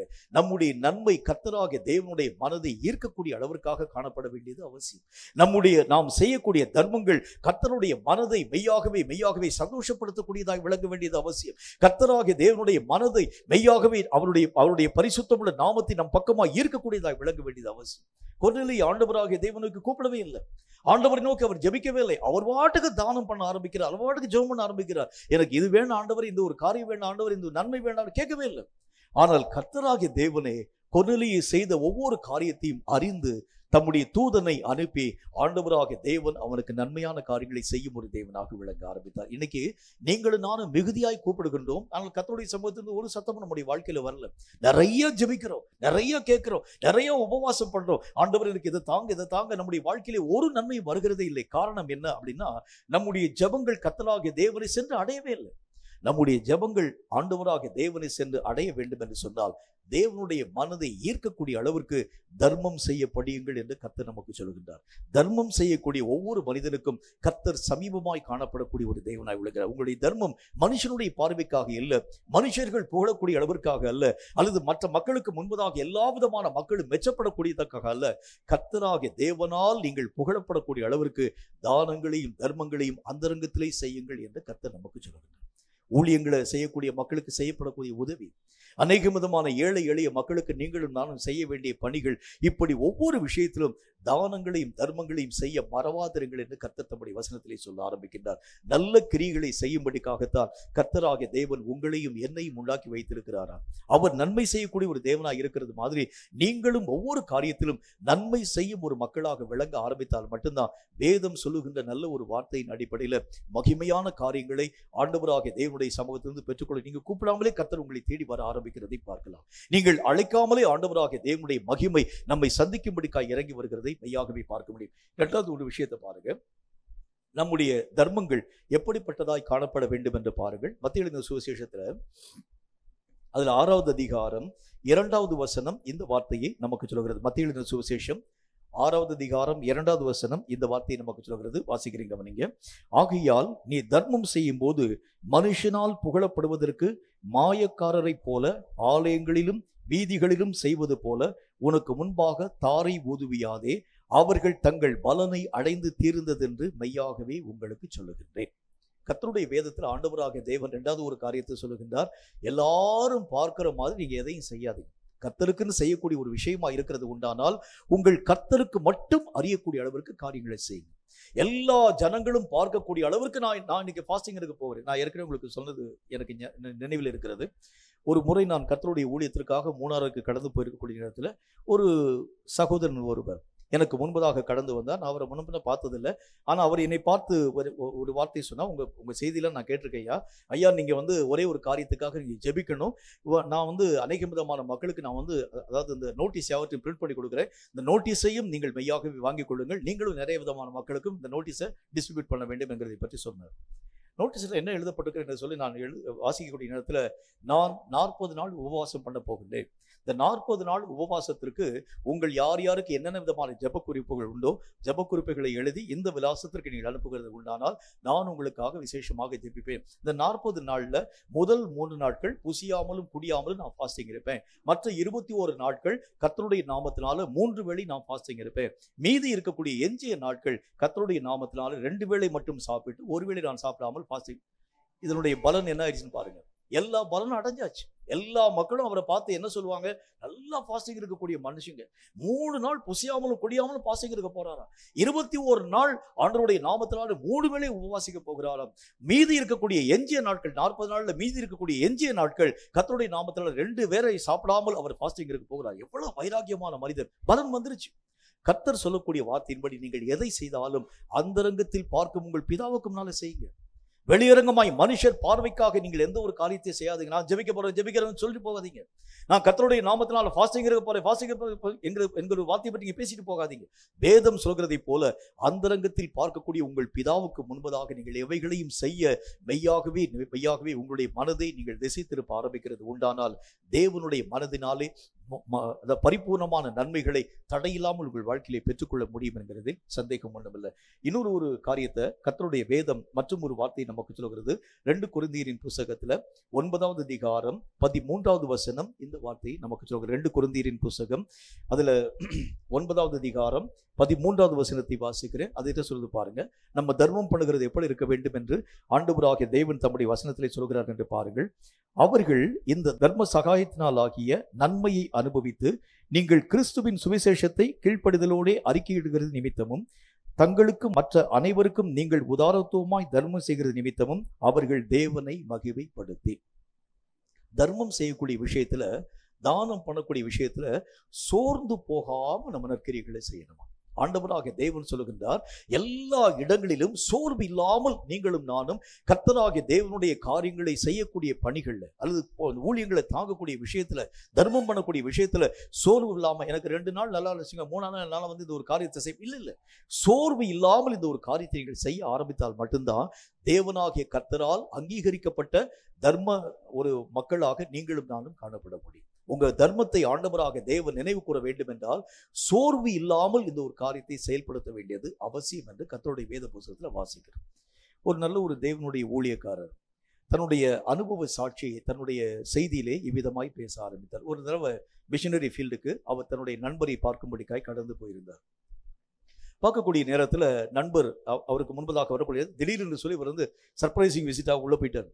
போகக்கூடிய நேரத்தில் நண்பருடைய குடும்பம் ரொம்ப கஷ்டத்தோடு கூட காணப்பட ஆரம்பிச்சதுனால குடும்பத்தில் இருக்கக்கூடிய மக்கள் யாவரையும் இந்த நண்பர் ஊருக்கு அனுப்பிட்டாரு. இவர் மாத்திரம் தனியாக அந்த பகுதியில் ஊழியம் பார்த்து கொண்டிருக்கிறார். இந்த ஊழியக்காரர் அங்கே போயிட்டார். போகக்கூடிய நேரத்தில் வந்திருக்கக்கூடிய மனிதருக்கு அவங்க சாப்பாடு கொடுக்கணும். சாப்பாட்டுக்கு வழி ஒன்றுமே இல்லை. கையில காசே இல்லை. எந்த விதமான காரியத்திற்கும் எந்த விதமான தொகைக்கு உரிய வழி ஒண்ணுமே இல்லை.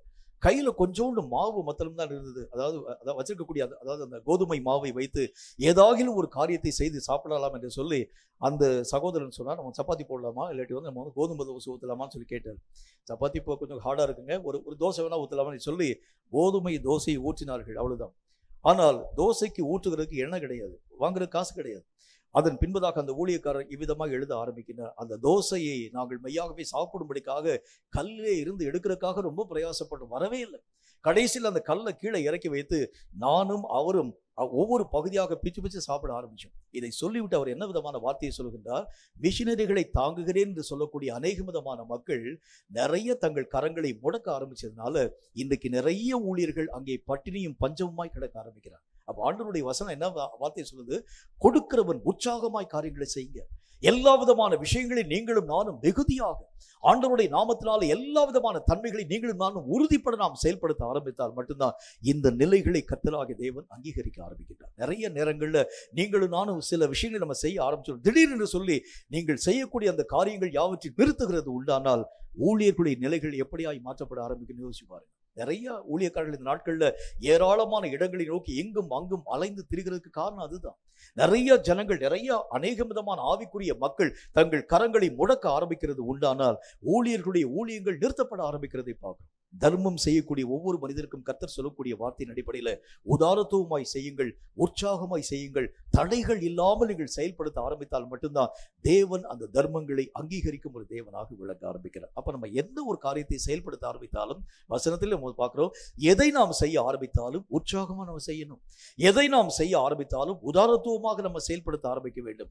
எதை நாம் செயல்படுத்த ஆரம்பித்தாலும் கர்த்தராகிய தேவனுக்கு என்று முழு மனதோடு அந்த காரியங்கள் யாவற்றையும் நீங்களும் நானும் உருவாக்க வேண்டியது அவசியம். இப்படி நம்ம செயல்படுத்தக்கூடிய தர்மங்களை தான் தேவன் அங்கீகரிக்கிறாரே தவிர மற்றபடி ஆண்டவராகிய தேவனுடைய நாமத்தினால் நாள் என்னைக்கோ ஒரு நாள் வந்து ஏதோ ஒரு காரியத்தை நீங்கள் கொடுக்க ஆரம்பிக்கிறது உண்டானால் தேவன் அவைகளை ஒரு நாளும் ஏற்றுக்கொள்ள போகிறவர் அல்ல. இரண்டாவது காரியமாக இரண்டாவது ஒரு விஷயத்தை பற்றி பார்த்தோம், ஜெபம் பண்ணக்கூடிய வழிமுறையை பற்றி. முதலாவது காரியம் தர்மம் என்றால் என்ன என்கிறதை பற்றியும் தர்மத்தை நம்ம எப்படி பண்ண வேண்டும் என்கிறதை பற்றியும் நாம் மையாகவே கற்றுக்கொள்ள ஆரம்பித்தோம். இப்ப இரண்டாவது காரியமாக அந்தரங்கத்தில் பார்க்கக்கூடிய நம்முடைய பிதாவாகிய தேவன் வெளியரங்கமாய் நமக்கு பதில் கொடுக்கக்கூடிய அளவுக்கு நம்முடைய ஜெப நிலைகள் காணப்பட வேண்டும் என்று கர்த்தருடைய வேதம் திட்டமும் தீர்க்கமாய் நம்மோடு கூட பேச துவங்க ஆரம்பிக்கிறது.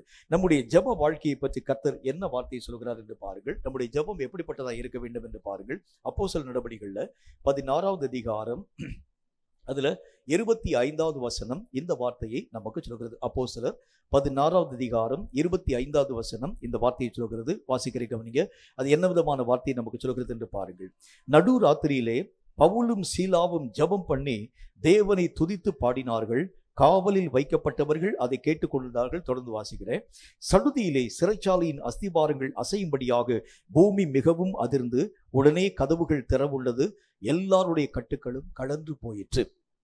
நம்முடைய ஜெபம் எப்படிப்பட்டதாய் விளங்க வேண்டும் என்று கர்த்தருடைய வேதம் திட்டமும் தீர்க்கமாய் சுட்டி காண்பிக்கிறது. அப்படின்னா ஆண்டவராகிய தேவனுடைய வேதம் சொல்கிறதை போல உங்கள் ஜெபமும் என் ஜெபமும் சிறைகளை உடைக்கக்கூடியதாக, சிறைகளை திறக்கக்கூடியதாக, சிறைகளை அசைய பண்ணக்கூடியதாக நம்முடைய ஜெபம் விளங்க வேண்டும் என்று கர்த்தராகிய தேவன் நமக்கு சொல்கிறார். கர்த்தருடைய வேதம் என்ன வார்த்தையை சொல்கிறது அப்படின்னா, எல்லா விதமான காரியத்திலும் ஆண்டவராகிய தேவன் ஒரு முழுமையை நம்முடைய வாழ்க்கையில் எதிர்பார்க்கின்றார். நம்ம செய்யக்கூடிய ஜெபங்கள் சாதாரணமாக பலவீனமான ஜெபமாக இருக்கிறது உண்டானால் இந்த ஜெபங்களால் பிசாசினுடைய வல்லமைகளை ஜெயிக்க முடியாது.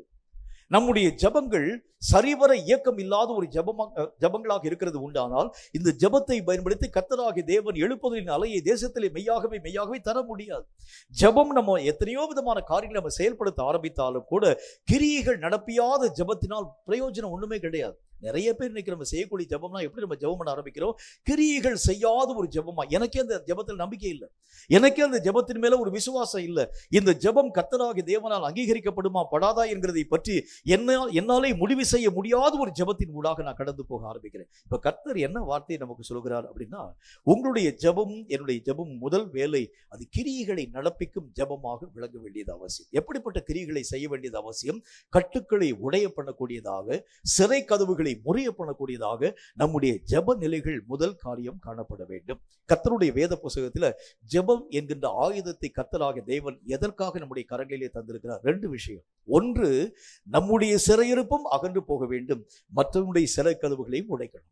இரண்டு, என்னுடைய கட்டுக்களும் அறுக்கப்பட வேண்டும், மற்றவர்களுடைய கட்டுக்களும் கர்த்தருடைய நாமத்தினாலே கட்டவிழ்க்கப்பட வேண்டும். இந்த ரெண்டு நிலைகளுக்காகத்தான் தேவன் நம்முடைய கரங்களிலே ஜெபத்தின் வல்லமைகளை தந்திருக்கிறார். இந்த வல்லமைகள் என்னுடைய கட்டுக்களை முறிவடைய பண்ணாது இருக்கிறது உண்டானால் மற்றவனுடைய கட்டுக்களை கட்டவிழ்க்கிறது எப்படி?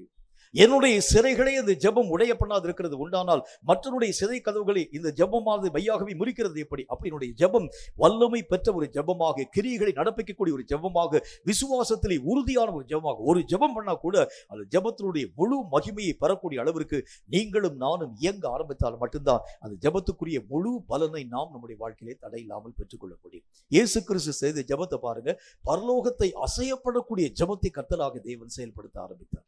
ஆண்டவராகிய தேவனுடைய வேதம் சொல்லுகிறது மாதிரி அவர் சொல்லக்கூடிய ஒரு சின்ன ஒரு ஜெபத்தினுடைய சத்தம் கூட பிதாவாகிய தேவனுடைய அதனுடைய பரிசுத்தமுள்ள மகிமையை தன்னை நோக்கி ஈர்க்கக்கூடிய வண்ணமாக காணப்பட ஆரம்பிக்கிறதை பார்க்க முடியும். பிதாவாகிய தேவனை பார்த்து ஆண்டவராகிய இயேசு கிறிஸ்து சொல்லுகின்றார், பிதாவே உம்முடைய நாமத்தை மகிமைப்படுத்த கேட்கிறார்.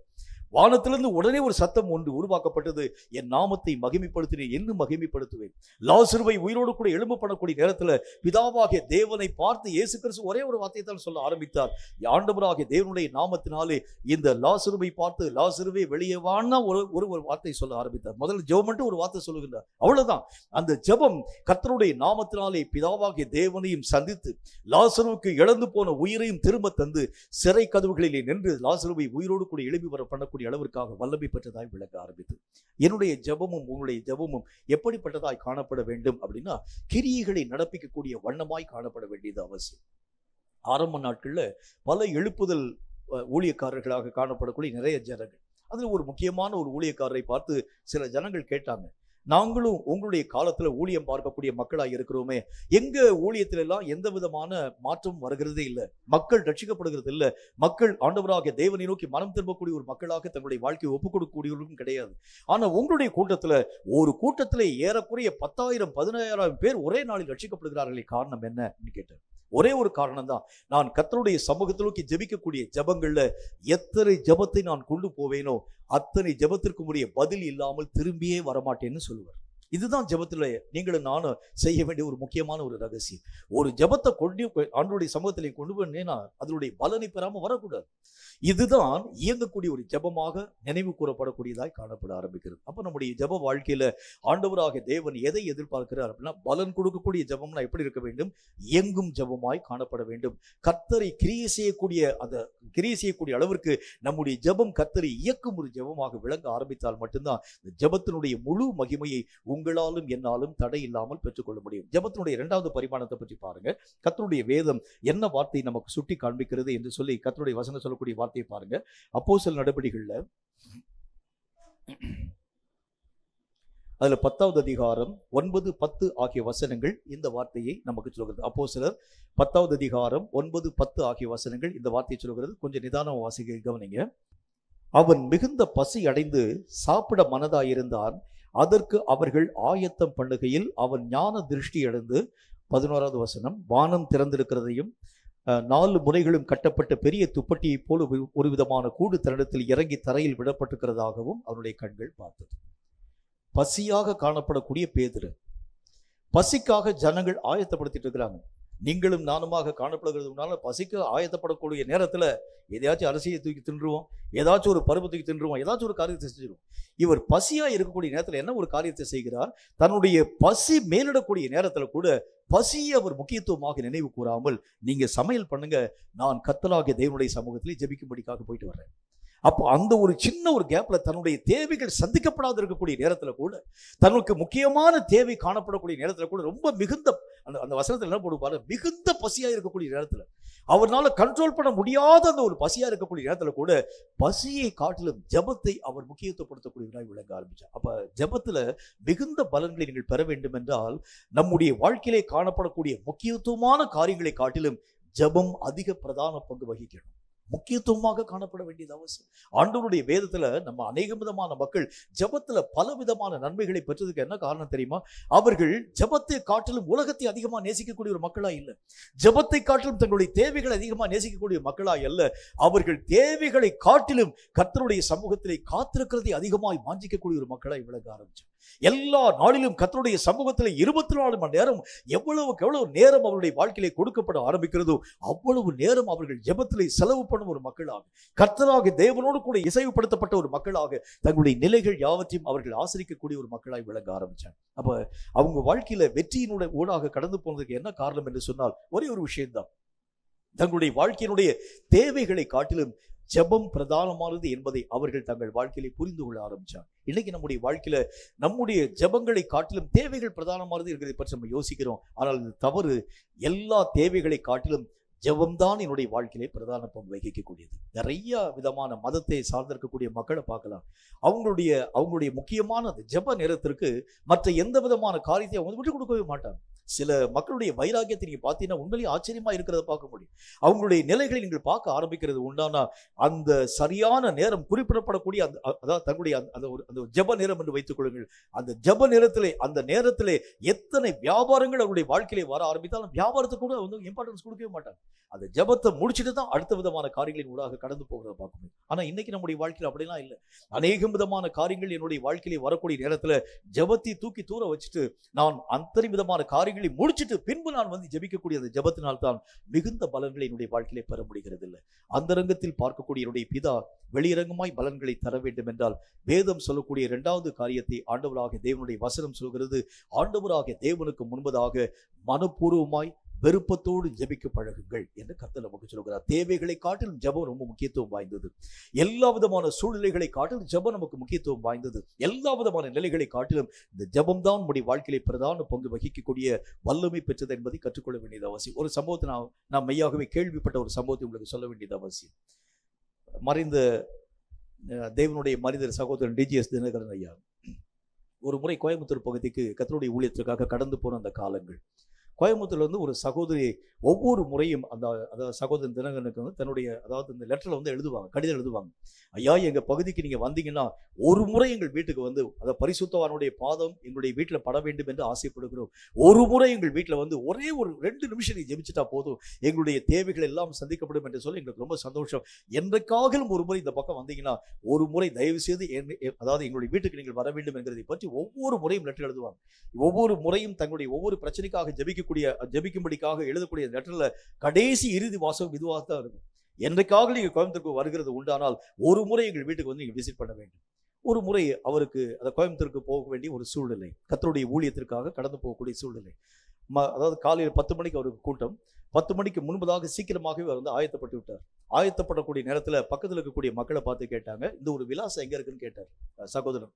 உடனே இந்த விலாசம் வந்து ஒரு 2 ஸ்ட்ரீட் தாண்டி தான் இருக்கு ஐயா அப்படின்னு சொன்னாங்க. இல்லை, இந்த அம்மா வந்து ஒவ்வொரு முறையும் எனக்கு வந்து லெட்டர் எழுதும் போது தன்னுடைய ஜெப விண்ணப்பங்கள் யாவற்றையும் எழுதி முடிச்சுட்டு கடைசியில் ஒரு வாசகம் விதமாக எழுதுவாங்க, இந்த கோயம்புத்தூர் பகுதியில் என்னைக்காக நீங்கள் ஊழியத்துக்கு வந்தீங்கன்னா ஒரே ஒரு முறை எங்கள் வீட்டுக்கு வந்து நீங்கள் ஜெபம் பண்ணி விட்டு, அதாவது எங்களுடைய ஆசீர்வாதங்களுக்காக நீ ஜெபிக்க வேண்டும் என்பதை பற்றி ஒவ்வொரு கடிதத்திலும் இடைவிடாமல் எழுதுகிறது வழக்கம். ஆகவே இந்த அம்மாவுடைய வீட்டுக்கு நான் போக வேண்டும். ஐயா, நமக்கு மீட்டிங்கு நேரம் ஆயிருமே, இல்லை நமக்கு 2 மணி நேரம் இருக்குதானே, 2 தெரு தாண்டி தானே என்கிறத பற்றி தான் நீங்கள் சொல்றீங்க, ஆகவே நாம் 2 பேரும் நம்ம இழந்து போகலாம் என்று சொல்லி அவருடைய காரிலே இவர் ஏற்றிக்கொண்டு நேரம் அந்த அம்மாவுடைய வீட்டுக்குள்ளாக கடந்து போனார். கரெக்டா காலையில் 8 மணி.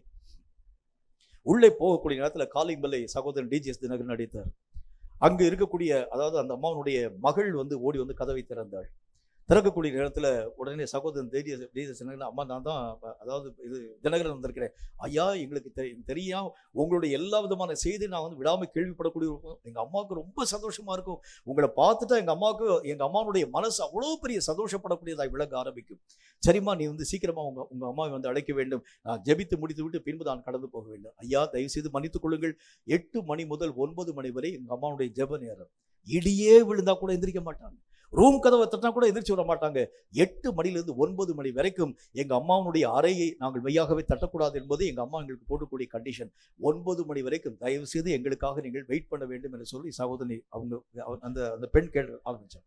சகோதரனும் அந்த அம்மாவுடைய வைராகியத்தை பார்த்து 1 மணி நேரம் வெயிட் பண்ணிட்டு நமக்காக ஜெபிச்சு முடிச்சுட்டு கடந்து வந்தார். இது எதுக்கு சொல்றேன் அப்படின்னு பாத்தீங்கன்னா, நமக்கு ஜெப நேரத்துல திடீர்னு சொல்லி வீட்டுக்காரர் சத்தம் போடுறாரு, காஃபி என்ன ஆச்சுன்னு சத்தம் போடுறான்னு வச்சுங்களேன், நீங்களும் நானும் டக்குன்னு எந்திரிச்சு ஓடி ஜபத்தை பாதியில விட்டுட்டு, ஆண்டவரே 1 நிமிஷம் வெயிட் பண்ணுங்க ஆண்டவரே, நான் வந்து அந்த காஃபி கலை குடிச்சிட்டு வந்துடுறேன்னு சொன்னா இந்த ஜபம் கர்த்தராகிய தேவனாலே ஏற்றுக்கொள்ளப்படாது.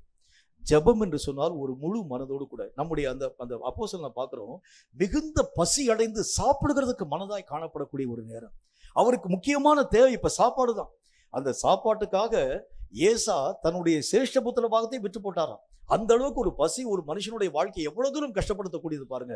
அவ்வளவு அந்த வசனத்துல என்ன போட்டு, மிகுந்த பசி அடைந்து சாப்பிடுறதுக்கு ரொம்ப விருப்பமாய் காணப்படக்கூடிய அவனுக்கு முன்பதாக சமைக்கிறதுக்கு சற்று கால தாமதம் ஆக்கப்படக்கூடிய அந்த நேரத்தை கூட ஏன் நான் வேஸ்ட் பண்ண வேண்டும் என்று சொல்லி ஜெபிக்கும்படிக்காய் கடந்து போன பொழுதுதான் தேவன் தம்முடைய திட்டங்களை பேதுருவுக்கு வெளிப்படுத்தக்கூடியவராய் விளங்க ஆரம்பித்தார். அப்ப நம்முடைய ஜெபம் எப்படி இருக்கணும் அப்படின்னா, வந்து மிகுந்த பலன்களை தரக்கூடிய கர்த்தரை நோக்கி அவர் ஜெபிக்கத்தான் செஞ்சார்.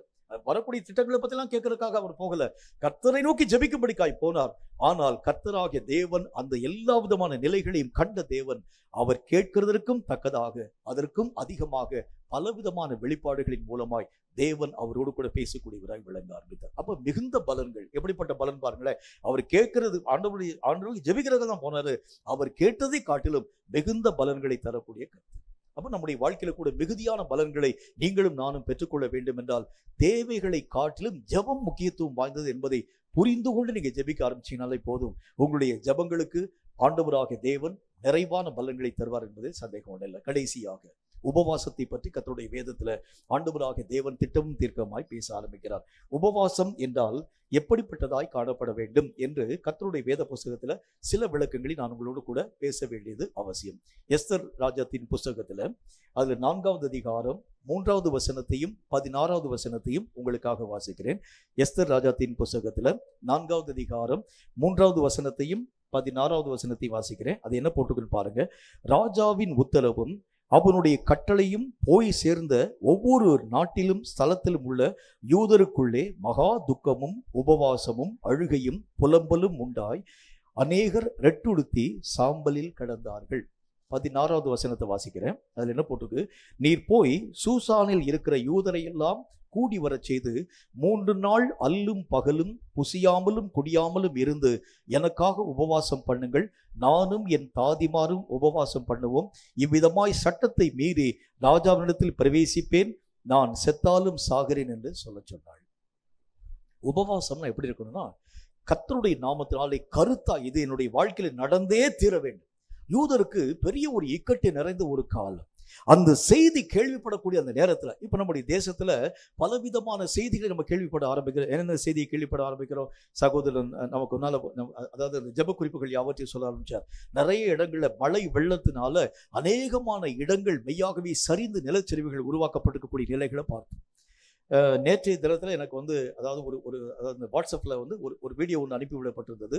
மூணாறு பகுதியில் பலவிதமான இடங்களில் நிலச்சரிவுகள் உருவாக்கப்பட்டு அந்த பகுதியில் வந்து சாலைகள் கடக்கப்பட முடியாத அளவிற்காக காணப்படுகிறது என்பதை பற்றி, அதில் செத்துப்போன அநேகமான மக்களை பற்றியெல்லாம் அந்த வீடியோவில் வந்து எழுதப்பட்டிருக்கிறத நான் வந்து பார்த்தேன். இது எதுக்கு சொல்ல வருகின்றேன்? ஒரு செய்தியை நான் கேள்விப்படக்கூடிய நேரத்தில் ஒரு பிரச்சனை தேசத்தில் வருது, ஒரு உபத்திரவு தேசத்தில் வருது, ஒரு பயங்கரமான மக்களுக்கு எதிராக உருவாக்கப்படக்கூடிய அநேகமான தீமைகள் தேசத்திலே வருகிறது உண்டானால், ஆவிக்குரிய மக்களாய் காணப்படக்கூடிய நீங்களும் நானும் யோசனையே பண்ணாம ஜெபம் பண்ணணும், ஃபாஸ்டிங் இருந்து ஜெபம் பண்ணணும். அதுதான் கர்த்தர் நமக்கு சொல்லுகிறார். உபவாசமா எப்படி இருக்கணும்? எதற்காக நம்ம ஜெபிக்கணும்? நான் எனக்காக, என்னுடைய தேவைக்காக, என்னுடைய குறை, இது இல்லை. உபவாசம் என்றால் எப்படி இருக்க வேண்டும்? நாங்கள் வசிக்கக்கூடிய இந்த பூமியில ஒரு பிரச்சனை வருகிறது உண்டானால் முதல் ஃபாஸ்டிங் இருக்கிறது நீயாகவே இருக்க வேண்டியது அவசியம். அந்த உபவாசத்தை தான் கர்த்தராகிய தேவன் அங்கீகரிக்கின்றார். புசியாமலும் குடியாமலும் கர்த்தருடைய நாமத்தினாலே ஊக்கமாய் அந்த நாட்களிலே காணப்படக்கூடிய மக்கள் ஃபாஸ்டிங் இருந்து ஜெபிக்க ஆரம்பிச்சாங்க. யூதர்கள், அத்தனை விதமான யூதர்களுக்கும் மகா பெரிய கொடிய பிரச்சனை, கொடிய பயங்கரமான காரியம். இந்த எஸ்தருக்கு என்ன விதமான பிரச்சனை வரப்போகுது பாருங்களேன். இந்த அம்மா வந்து ராஜாத்தியாக மேல இருக்கிறாங்க.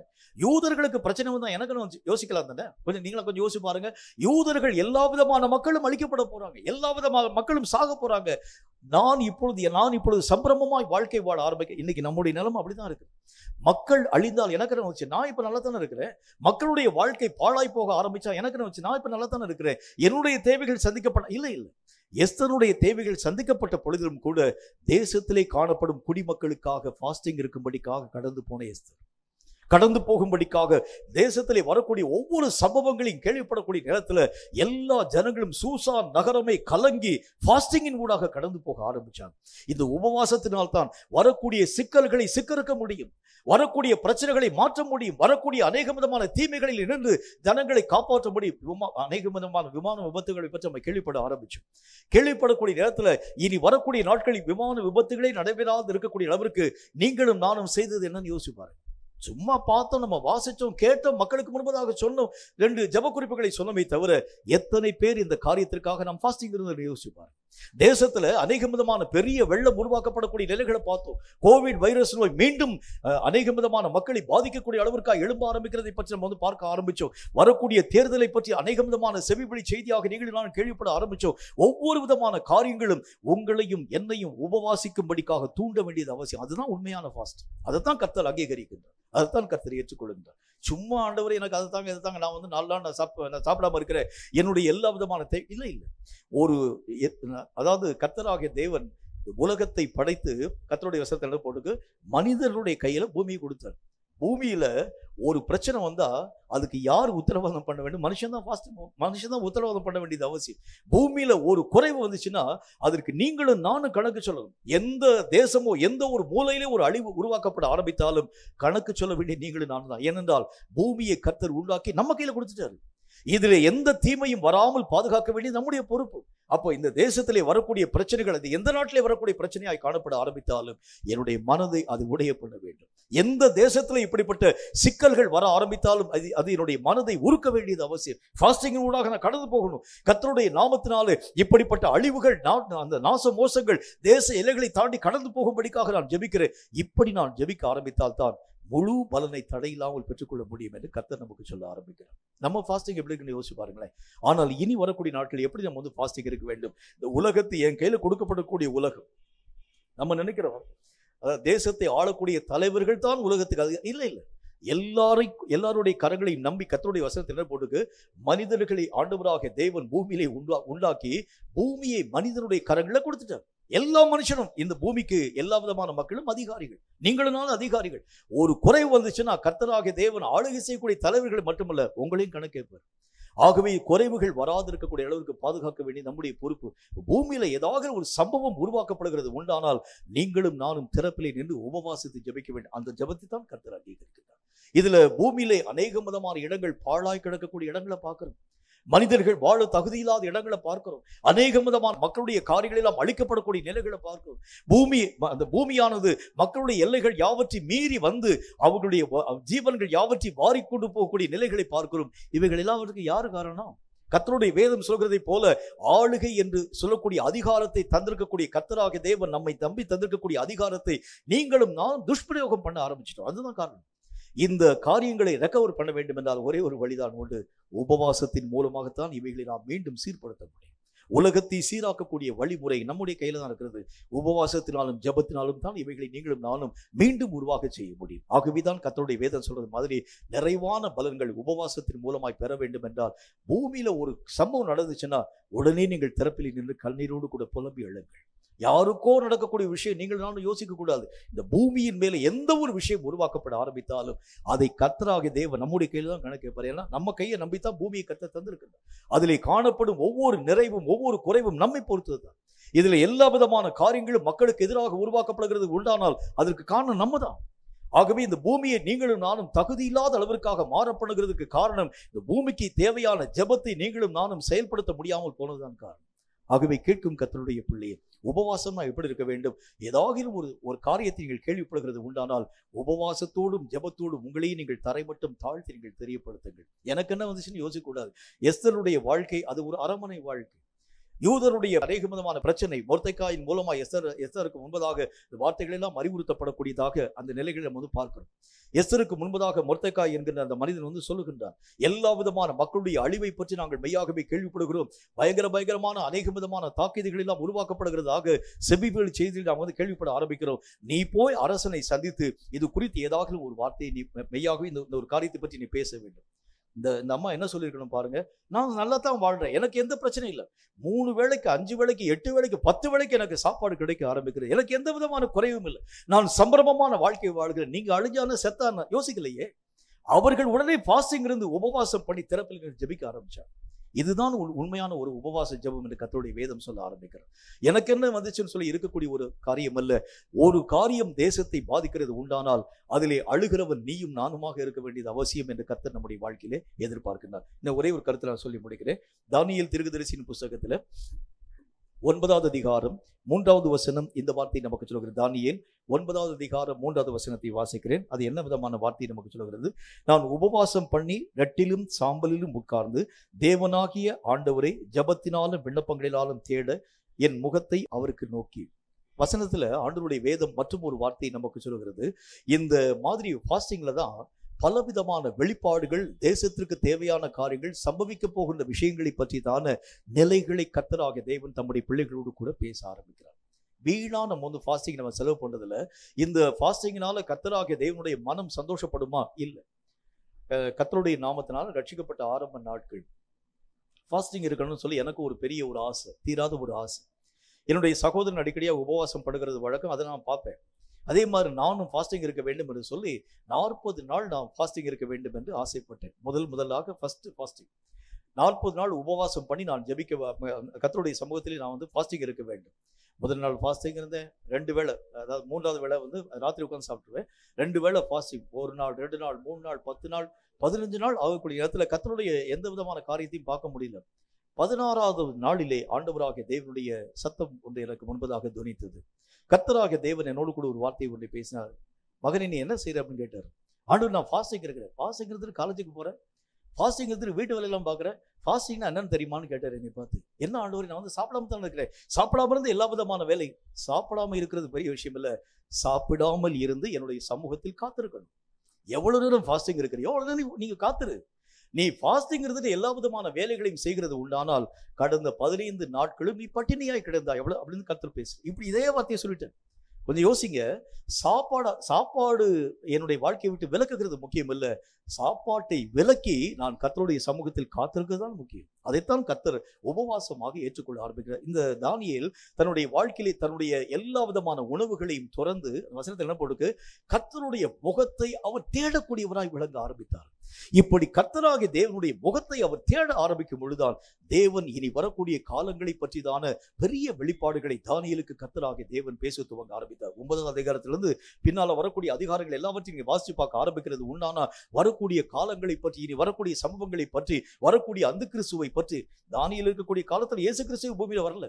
தானியேல் இருக்கக்கூடிய காலத்தில் இயேசு கிறிஸ்துவனுடைய காலங்களுக்கு பிறகு வரக்கூடிய அந்த கிறிஸ்துவை பற்றி எல்லாம் கர்த்தராகிய தேவன் தானியேலோடு கூட பேசுகிறதற்கு என்ன காரணம் என்றால் உபவாசத்தினால் கர்த்தராகிய தேவனுடைய முகத்தை தானியேல் கருத்தாய் தேட ஆரம்பித்தார். நீங்க ஃபாஸ்டிங் இருந்தீங்கன்னா உங்க வேலையை பார்க்கக்கூடிய ஒரு மக்களாய் அல்ல, சும்மா மற்ற ஒரு நேரப்போக்குக்கான ஒரு காரியமா அல்ல, கர்த்தர் நீங்க தேடுங்க. கர்த்தரை நீங்கள் கருத்தாய் தேட வேண்டும். அந்த உபவாசம் பண்ணக்கூடிய ஆரம்பம் துவங்கி முடிவு வரைந்தும் கர்த்தருடைய சமூகத்தை விட்டு இங்கும் அங்கும் விலகாமல் அசையாமல் கர்த்தரை நீங்கள் கருத்தாய் தேட ஆரம்பித்தால்தான் அந்த உபவாசத்தை தான் கர்த்தராகிய தேவன் பலன் நிறைந்த ஃபாஸ்டிங்காக ஏற்றுக்கொள்ள ஆரம்பிக்கிறார். கேட்கும் கர்த்தருடைய பிள்ளையே, 3 விஷயங்களை பற்றி நாம் கற்றுக்கொள்ள ஆரம்பித்தோம். தர்மம்னா எப்படி இருக்கணும், ஜெபம்னா எப்படி இருக்கணும், உபவாசம் என்றால் எப்படி நாம் ஆண்டவருக்கு முன்பதாக அந்த காரியங்களை செய்ய வேண்டும். இவைகள் எல்லாவற்றையும் நம்ம சரியான விதத்தில் நாம் இயங்க செய்ய ஆரம்பித்தால் வேதம் சொல்லக்கூடிய வார்த்தையின் அடிப்படையில் எல்லா விதமான காரியங்களுக்கும் உரிய நிறைவான பலன்களை எந்த இடத்திலும் இருந்தல்ல, எந்த மக்களுடைய கரங்களிலும் இருந்தல்ல, கர்த்தருடைய கையிலிருந்தே நீங்கள் பெற்றுக்கொள்ள போகிறீர்கள். வசனத்தில் அப்படிதான் நம்ம பார்க்கிறோம். நீங்க அந்தரங்கத்திலே பார்க்கக்கூடிய உன்னுடைய பிதா வெளியரங்கமாய் அவரே உனக்கு பதில் கொடுப்பார். அந்தரங்கத்திலே பார்க்கக்கூடிய உன்னுடைய பிதாவாகிய தேவனுடைய ஜெபத்திற்கு வெளியரங்கமாய் பதில் கொடுப்பார். அந்தரங்கத்திலே பார்க்கக்கூடிய உன்னுடைய உபவாசத்தை பார்க்கக்கூடிய பிதா அவரே நேரடியாக பதில் கொடுப்பார். பிதாவாகிய தேவனே உங்களுக்கு நேரடியான பதில்களை தர வேண்டும் என்றால் இவைகளை நாம் கைக்கொள்ள ஆரம்பிக்கிறது உண்டானால் மிகுந்த பலன்களை தடையில்லாமல் பெற்றுக்கொள்ள முடியும் என்கிறதில் சந்தேகம் ஒன்றுமில்லை. தலைகளை தாழ்த்தி கண்களை மூடி கர்த்தரை நோக்கி நாம் ஜெபம் செய்வோம். நிறைவான பலன்களை பெறும் ஒரு வாழ்க்கையை பற்றி கர்த்தர் நம்மோடு கூட பேசினார். ஆண்டவராகிய தேவனுக்குள் நிறைவை நோக்கி கடந்து போக வேண்டும் என்கிறது கர்த்தருடைய வேதம்.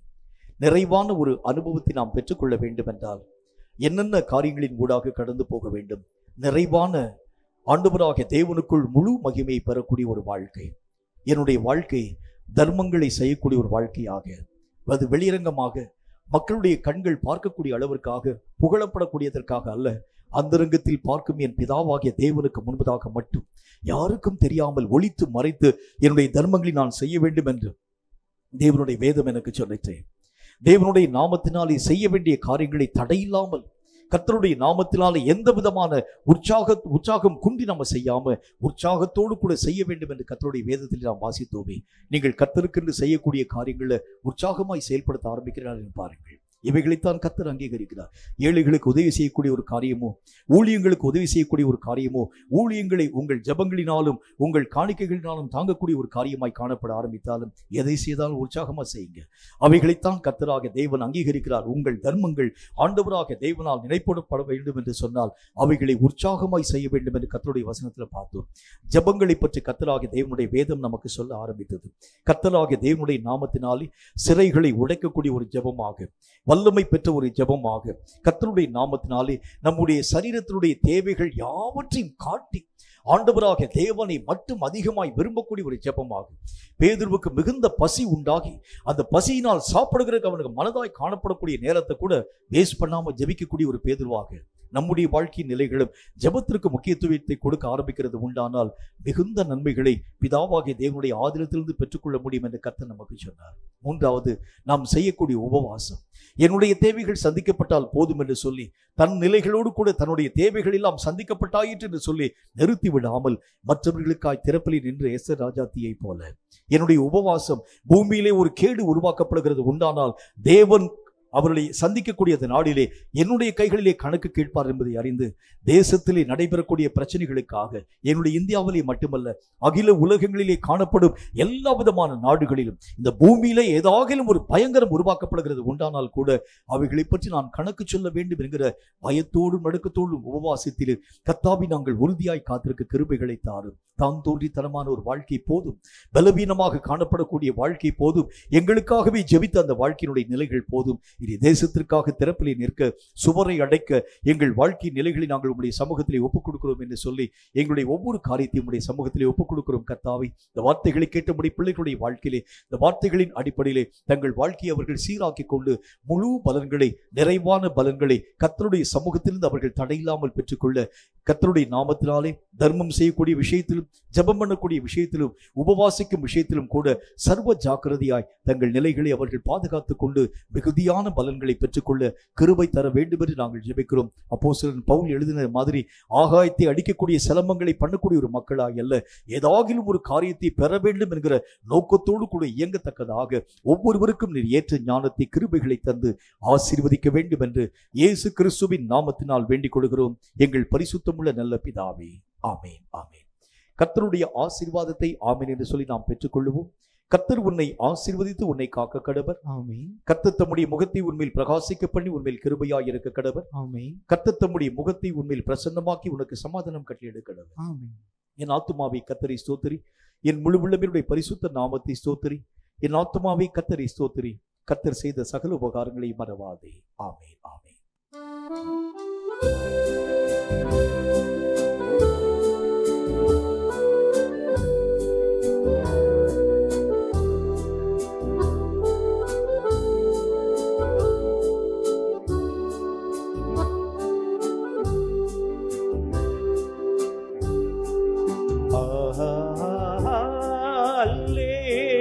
Alleluia,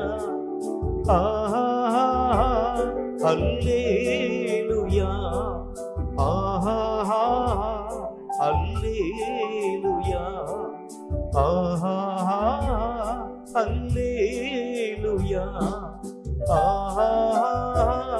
Alleluia,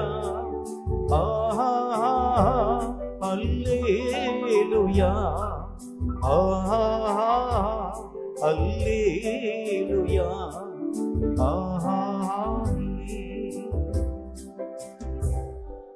கர்த்தர் தாமே உங்கள் ஒவ்வொருவரையும் அளவில்லாமல் ஆசீர்வதிப்பாராக. ஆமென்.